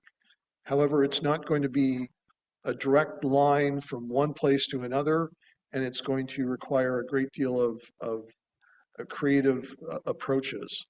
I think one of the areas of concern still remains our waterfront communities, our special policy areas, and the site-specific official plan designations for some lands within the waterfront. During my report writing, I had suggested to this council that we felt we could do some of these amendments through housekeeping official plan amendments and zoning bylaw amendments. We've been discussing this with the district staff. They still don't have a firm answer as to what their thoughts are in that respect. They too are struggling with Bill 98 and learning a great deal. I think they're going to learn more, and I look forward to learning from them more in the near future. In the interim, I did have the opportunity to discuss with the planning working group the minimum opening elevation and waterfront given the hazardous lands and impacts of changing climate in the PPS and MOP, including OPA number 61. And unfortunately, it doesn't appear that we are going to be able to find a reason to do that one through housekeeping. We are still trying to drive the public to the web page that we've set up for the review. So a notice is about to go out with the property tax mailing. This is not an official notice. It's a notice intended to, again, drive people to that web page because we want to continue to use that web page and to use the subscribe feature on that web page so that they will get updates every time there's a new document available, every time there's going to be a public meeting, etc. So again, we're trying to build public input into this process, regardless of our request today for a pause. So as I've already mentioned, we're not certain how many of those standalone housekeeping OPAs and zoning bylaw amendments can actually go forward to council. Realistically, I think right now we may have 2 that may be able to get into that kind of a queue, but again, subject to discussions with district staff. And I actually now think that our pause that we're asking for today may be too short to begin to look at standalone official plan amendments and zoning bylaw amendments, which was one of the options that I discussed in the paper or the report that you received before this meeting. My concern is that we don't want to have 2 simultaneous processes discussing the same subject matter. While it may be possible for one regular OPA to get slightly ahead of the official plan review and update, my concern would be that the public would become very confused as to what they're dealing with. Why am I discussing this under 2 separate processes? And so I think right now that my preference is to promise that we're coming to you with an outline report at your next meeting that will give you a better understanding of what we're now proposing to do with the official plan review and zoning bylaw review and update, and ask you today whether you would be willing to hold a special public meeting either during the last part of August or in early September, where we would be introducing to the public this new official plan framework for the first time and hearing from them their thoughts. So again, today I do still have two resolutions, and one is be it resolved that council pauses the 2026-28 official plan and zoning bylaw review and updates as approved by resolution P2026-12 until after a further report from planning staff provides an outline for the review conforming to the new official plan framework that Bill 98 adds to the Planning Act, and that the following topics shall be removed from the review for now to instead be considered individually by council during housekeeping amendments of the Georgian Bay official plan and/or comprehensive zoning bylaw 2014-75 as amended, being additional residential units, aggregates, agriculture, McTier settlement boundary, minimum opening elevations, climate change, recreational water quality, source water protection, and wildfire risk. Thank you.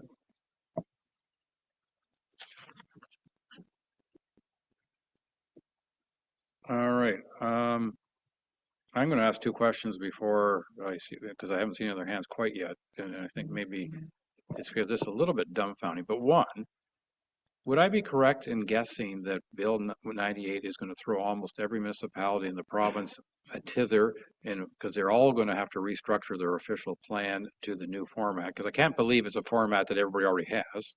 Okay, I see a head shaking. And two, where does this have any effect on the housekeeping review that's in front of OLT right now, that case? Because are they going to say, wait a minute here, we're just going to throw that out because it doesn't follow the new Bill 98 format?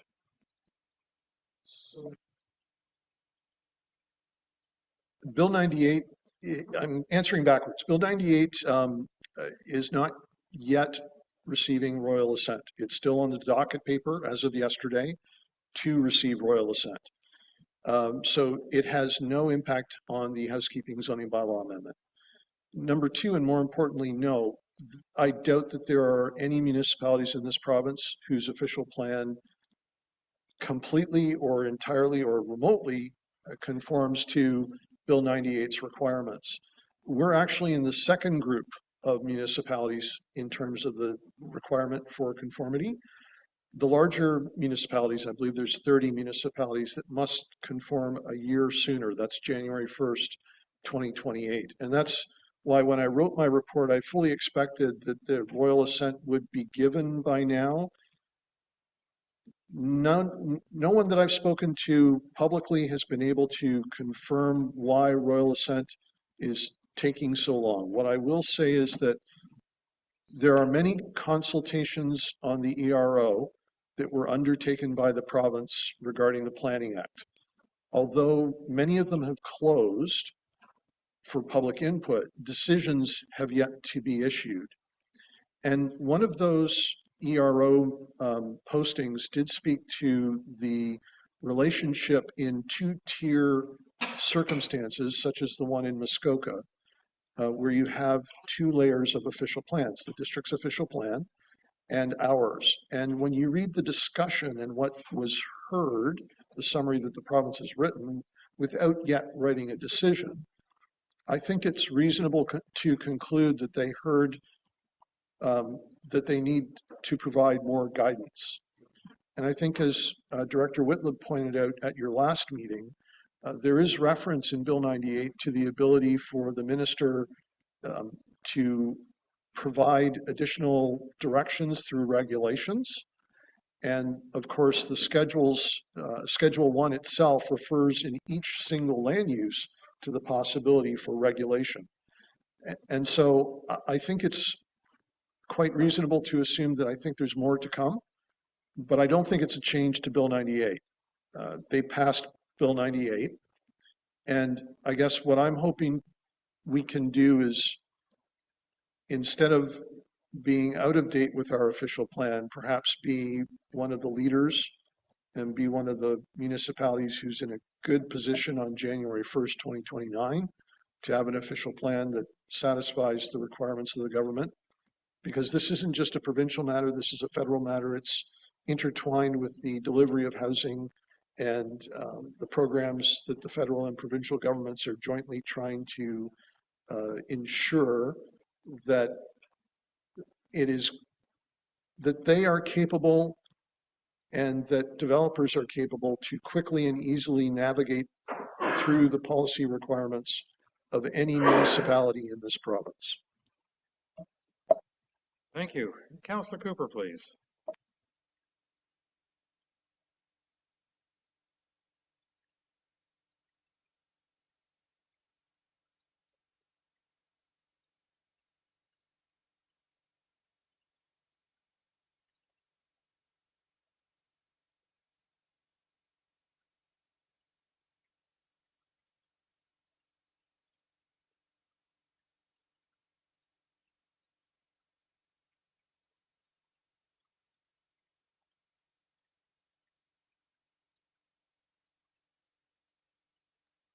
Microphone, please.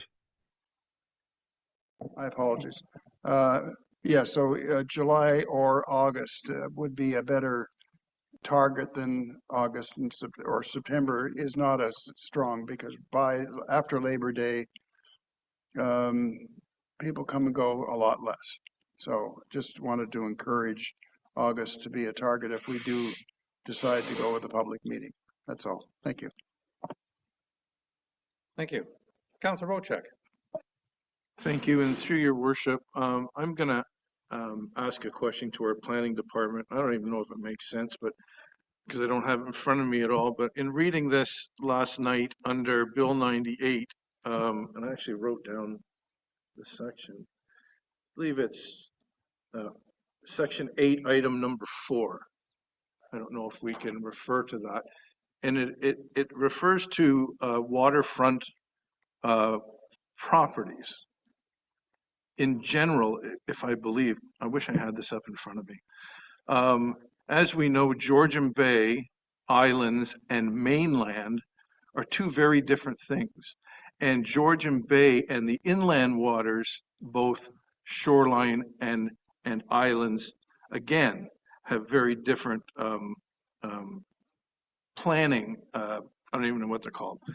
But this item, it's all encompassing, and I'm wondering if within our official plan we can include our rules, I guess, or our planning, our current planning into this section 8, or do we have to comply with exactly what they're asking for? We have to comply exactly what they're asking for, but what they're asking for is not yet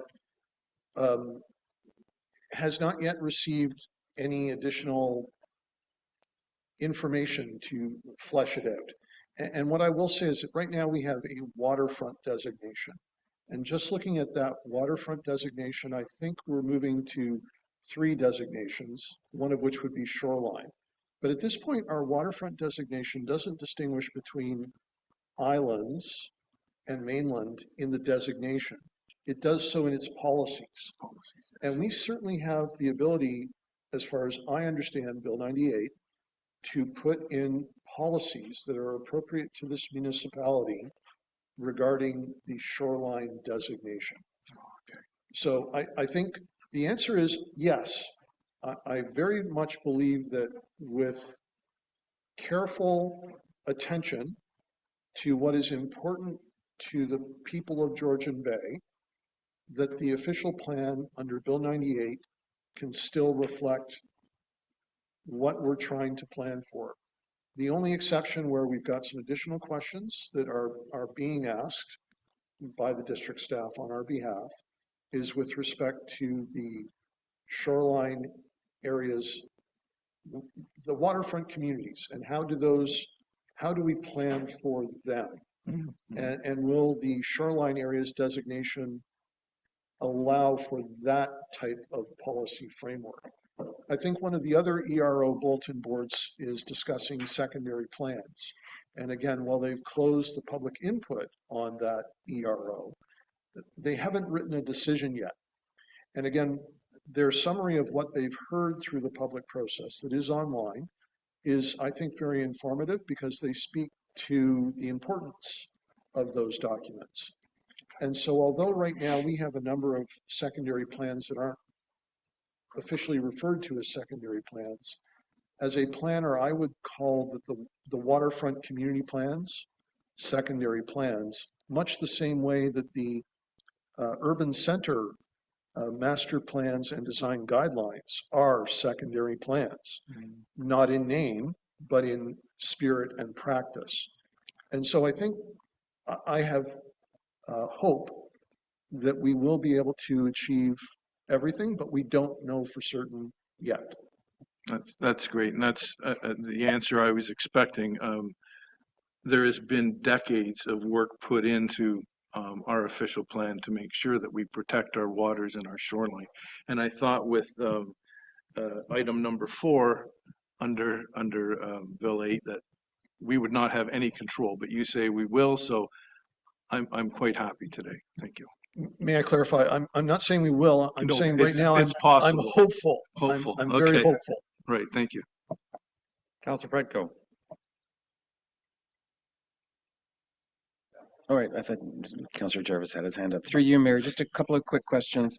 And I guess these are unknown, obvious things too, but our land uses, and in the past when we've mapped from prior models of our official plan to our current official plan, we've had certain properties and have been incorrectly zoned, or the land uses haven't mapped forward properly. You know, if we go through this next exercise, what can we do to minimize the risk that we lose sight of some of the nuances? I think that's kind of what Councillor Bocek is also asking about. How do we make sure we don't lose the nuances as we map to a new kind of structure from what it looks like?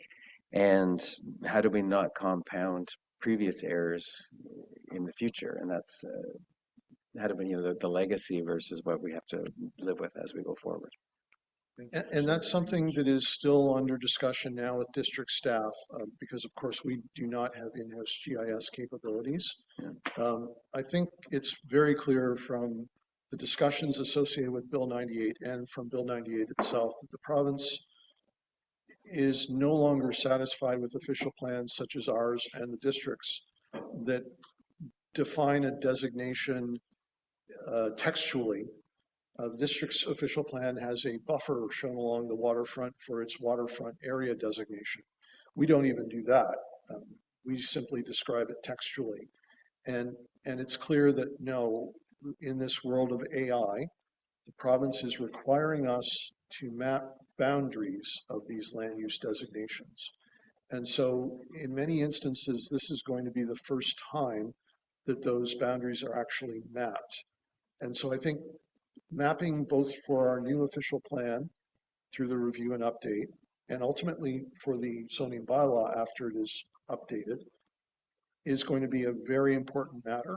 And I hope through the public process that anyone that has an error in their existing zoning comes forward and helps us to find them, because obviously we have a very large geographic township, and we as staff cannot know where every single mapping error is. We've tried to locate many, but we're not going to find them all. We're going to rely on the public to say, hey, what about my land? Look at this. Yeah. And we'll help them to correct it where it's a mistake, but where it's not a mistake. So, I mean, if there's a wetland that somebody doesn't feel should be a wetland, then we will fight for the wetland. Okay, thank you. And then quick follow-up, planning a date for the summer. Keep in mind the election period starts end of August too. So whether you want to have this during the election period or before the election period, that'll be your choice, I guess. Well, no, I guess I'm coming to ask you because I think it is important that you be involved in that decision. So I'm hoping to hear a straw poll today as to whether we can go before the election or whether you want us too late for the new council. Yeah, I mean, we can have a straw poll. My preference would be before the election, but that's just my straw. Okay, thank you. I think that, and one final follow-up through the mayor. Thank you very much for your indulgence. To the director of planning, what kind of budget implications will this have for 2027 and 2028 if we're going to have to start looking at GIS and mapping and a lot of different other aspects to the official plan review? The mayor, of course, I'm going to say it'd be a bit difficult to predict. But in terms of the process, it is staff's intent to stay the course, to do as much as we can in-house, particularly the housekeeping component. From a GIS mapping standpoint, at this point, we're still on track to utilize the services district as opposed to farming out GIS mapping capability. So it's really more what our official plan is going to look like and less about what the cost of undertaking that official plan is going to be. Thank you. Councilor Cooper. There, my speaker's on. So thank you for all that information. I just wanted to, you asked about when something should happen or not. Sooner rather than later, it would be my preference too. So before the election, it would be ideal. So there's my straw poll answer. In terms of mapping, I just have a few sort of, these are random thoughts, but mapping, there are 2 or 3 other organizations in the Georgian Bay area that are doing GIS work as well. So you may want to reach out and see what's going on with, I believe both the GBA, Georgian Bay Association, and the Georgian Bay Land Trust have mapping GIS specialists that are doing work, and they might be willing to share information. So, and may have a better read, to be quite honest, of accuracy in terms of what is there, as opposed to the district. No slight on the district, just simply familiarity and being in the neighborhood. Those organizations are on top of it, so I'd encourage that. The other sort of random thing was in terms of terminology that you've been using here and our council's been using. Things like shoreline and waterfront, and there's a whole bunch of terminologies, and I'm not sure, but I think that in terms of coastal Georgian Bay, whether it's mainland or island, the same rules apply. It's shoreline, it's waterfront, so there's no distinction in Wabautethi, Goham Bay, Cognizine. Further south, maybe, but I just wanted to clarify that those communities and the community plans are such that they're treated at exactly the same level, as far as I'm aware. I'm pretty sure that's correct. And the final thing is that in terms of the work as it goes forward, let's make sure that we do consult with those communities. Not just our council and not just the district. Let's also make sure we understand what's going to work best for the communities that have put huge amount of time and effort into creating plans. Thank you. So absolutely, and of course with our circulation list, a public meeting will go, the notice will go directly to all of those waterfront communities and their associations. As well, I am participating on a working group that the Georgian Bay Biosphere is holding with respect to the gathering of digital information and mapping.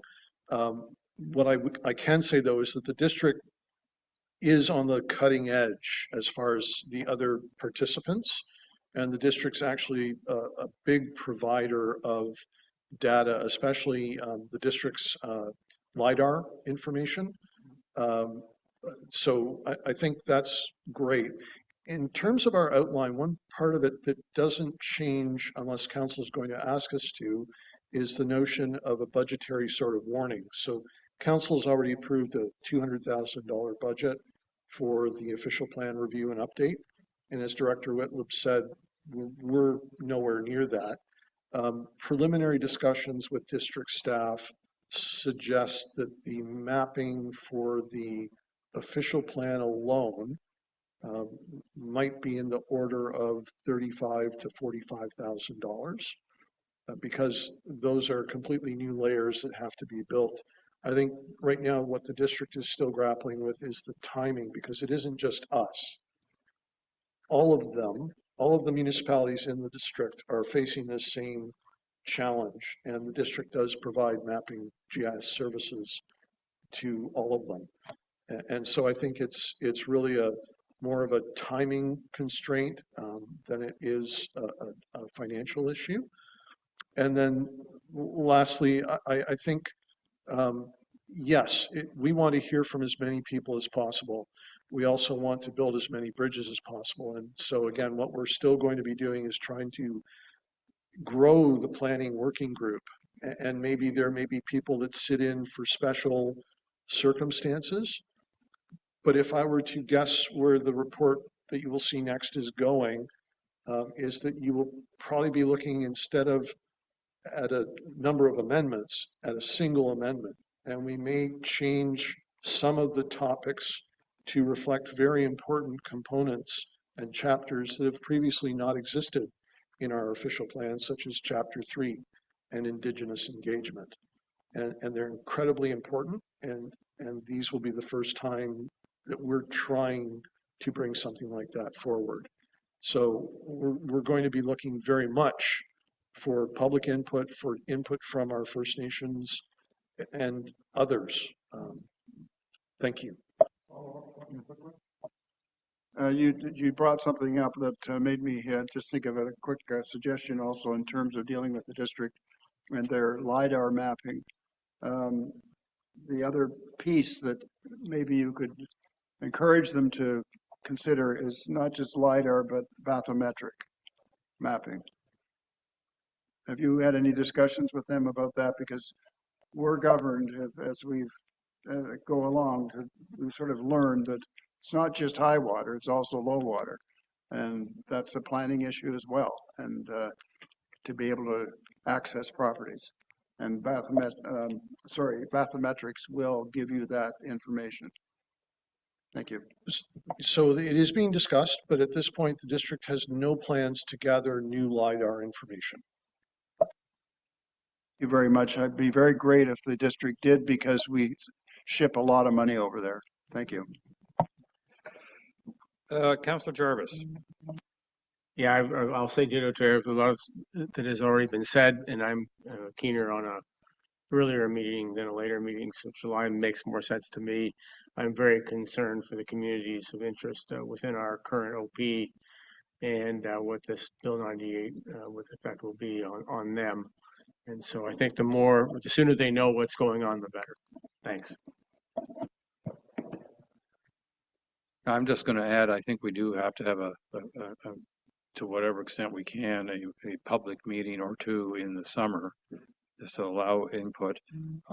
Because I also think, further to what Councillor Jarvis said, our residents have to understand to what degree the province is contemplating handcuffing us in many ways.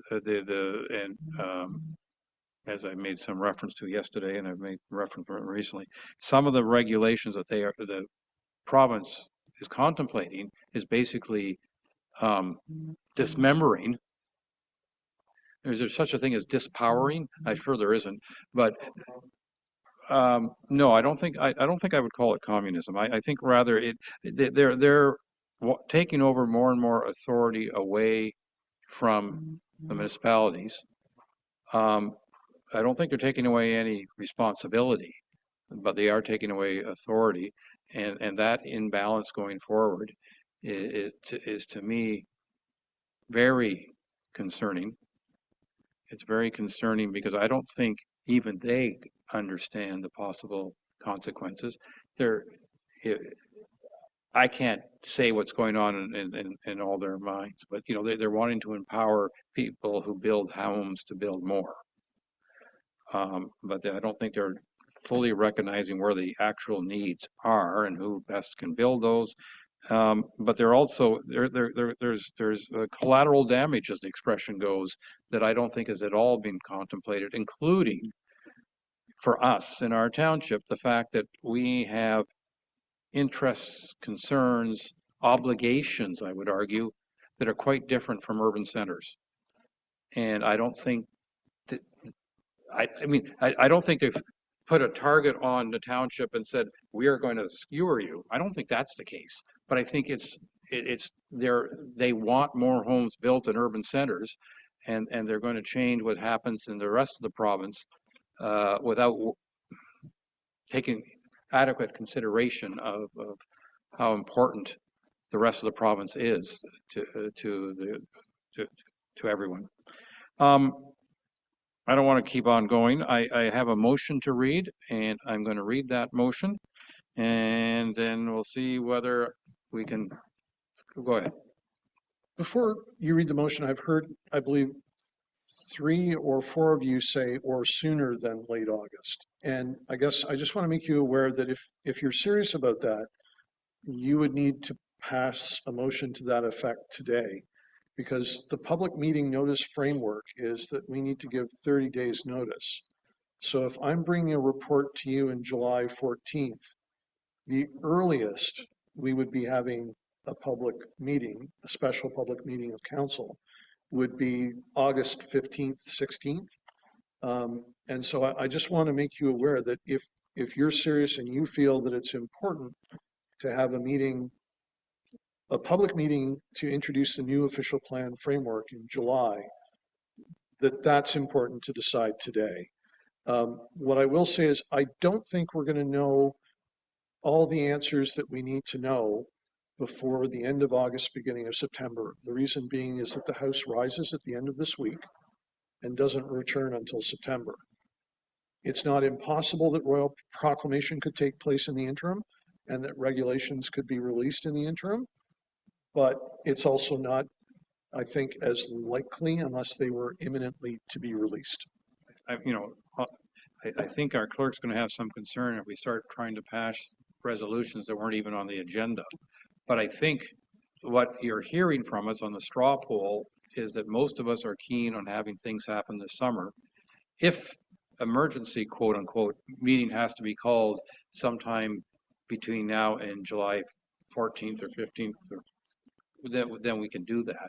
But I think for now, you understand from council that we're all keen on something happening before Labor Day, if preferably well before Labor Day. And when I say well, like early August or something. And if that requires something from us more specific, then we can have an emergency, because it's going to be, what, 6 weeks until our next meeting, as it turns out, with our scheduling.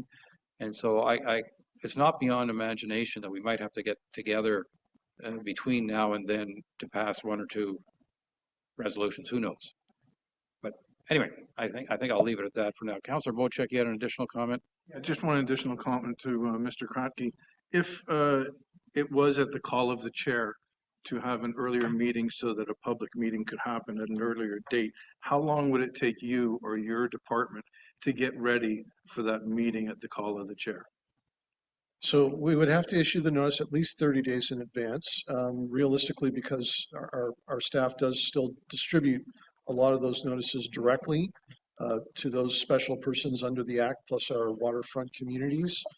I would say that we would need at least a 2-week sort of head start. And I guess that's why I'm saying coming to you on July 14th with a recommendation for a public meeting, the earliest it's going to be is the second or third. It's either going to be the second last or the last week of August. So if you're wanting something sooner, it's either give that direction today or have a special meeting.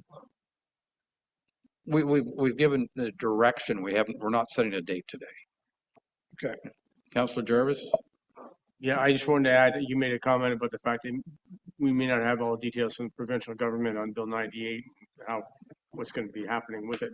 I think it's more important that our communities know that Bill 98 exists in the first place. And to a large extent, I bet you would find that nobody knows about this. And so if we make them aware, even if we don't have the details, I think that's still really, really important. That's all. Councilor Hazelton? Given that we have a resolution in front of us that we're about to consider, why don't we just make a friendly amendment and suggest that in that resolution we add a target date of a public meeting no later than August 15th or whatever a good day of the week is. I mean, a friendly amendment is easily done within the context of a. Can we just leave the date with staff to go back and sort through the logistics of it and the timing of it? There's a lot of things happening over the summer, including election deadlines that would make City 9 not available to conduct a meeting of this sort. So there's just a lot of little pieces. So I don't want us to say the 15th and then it has to be the 16th or something silly like that. Can we, I think we all understand, or have something vaguer about staff have direction to have a public meeting before the end of the summer, or strive for, or something to that effect. I'm just concerned that there's, at this point in time, I'm not in a position to confirm a date. I understand it's important, but I would rather us have the opportunity to go through the calendar and sort this out. I understand your concerns. I guess one of the things that we observe is that there are a lot of families who have kids who go home early and they're not here till the Labor Day weekend. They're gone the week before Labor Day weekend. And I think given that we are talking about it, it sounds like planning would like a date from us. I think it kind of behooves us to say, well, the latest possible date we could have is X, and we would maybe strive for a week earlier. Can we just say then before Labor Day? No, a week before Labor Day. Okay, Because people go home a week before Labor The Day. week before Labor Day, though, is like we're into the end of nominations that week. Like it's not a realistic time frame for the clerks to have a special meeting. So I would really like the time to be able to go back and look at this. It's just a dead drop dead date. There's other pieces with the election and the voters list that take place in those 2 weeks. Let's let Director Whitlow weigh into this. Thank you, Mr. Mayor. If it gives council any assurance that initial public meeting is really, it's a kickoff public meeting. It's going to be one of many consultation points, and it is by far from the meat of the consultation. So it's almost a formality, but it's necessary and prescribed by the Planning Act. So I don't think we need to worry too much about its exact timing, but we have to make sure we comply with the Act. But as this process unfolds, and as you heard from Mr. Kratky, this is going to go into next summer, there will be multiple opportunities for consultation. I think what's important, and I'd like to leave it at this for now, I think what's important, what you're hearing from this council is we want that the general public to be aware of the challenges being faced because of Bill 98 and the challenge and the delays, at the very least, the delays that's going to cause the official plan and zoning bylaw review. And and I'm just making up a date, this is just, if we decide that we're going to have a meeting the last week of July, I'm picking a date, and you decide that you think there's a date that works, and I have to call an emergency meeting next week to say, okay, go, send out those notices. I think what's extremely important is those notices get out in all the various directions, whether it's by mail, by phone call, various social media, so that people actually are this summer discussing the fact that we have more challenge in front of us with this. We were dreaming when we started this term of having an official plan and zoning bylaw revision done by now. For all sorts of, and often very good reasons, we're not there yet. I've been very impressed with the housekeeping review that, of course, now has to go through the OLT. I've been very impressed with how you've changed the approach and said we're going to do clumps as opposed to en masse. I think this is all very positive, but I also think to some degree the province is pulling the rug out from under our feet in all this careful planning, and our residents need to know that. And so I think you are hearing from councillors, each in their own way, strongly encouraging the sooner we can get stuff out, the better. Councillor Cooper. And to completely agree with what you've just said, and I'm just going to reinforce it another way. That's when the cat's here. The cat's away after the end of August and won't be back until next July or June. So that's a long way out, and you can have 20 meetings in there and nobody's interested in them, most of our population. So that's why it's so important to get something done now. Thank you. You put your hand up again, Councillor Bocek. You're a troublemaker. Just further to what I've heard from the council members here, one of the important ways of getting information out to communities is through cottage association AGMs, which I tend to attend a lot of. And I'm wondering if there could be a brief statement or some sort of release that could be released from our planning department to allow the cottage associations to know that they should expect to have something coming in the future to do with Bill 98. It's just, you get the community leaders coming out to the cottage association meetings and it spreads like wildfire. So I'm just wondering if we could do that. Yeah, a one or maximum 2-page summary of your report, in a sense. Yeah. Thank All you. right, I'm going to try to read this motion because I think our message has been understood fairly clearly. Moved by Councillor Graziano, second by Councillor Cooper. Be it resolved that Council pauses the 2026-28 official plan and zoning bylaw review and updates as approved by the resolution P 2026-012 until after a further report from planning staff provides an outline for the review conforming to the new official plan framework that Bill 98 adds to the Planning Act. And that the following topics shall be removed from the review to instead be considered individually by council during housekeeping amendments of the Georgian Bay official plan and or comprehensive zoning bylaw 2014-75 as amended, being additional residential units, aggregates, agriculture, MAC-tier settlement boundary, minimum opening elevations, climate change, recreational water quality, source water protection, and wildland fire risk. All those in favor? And that is carried. Thank you very much. Good discussion, a little bit scary, actually. All right, where are we at? We are at, moved by Councillor Jarvis, second by Councillor Predko. Be it resolved, the Planning Council adopt Bylaw 2026-049 to confirm the proceedings of the June 2nd, 2026 council meeting. All those in favor? And that is carried.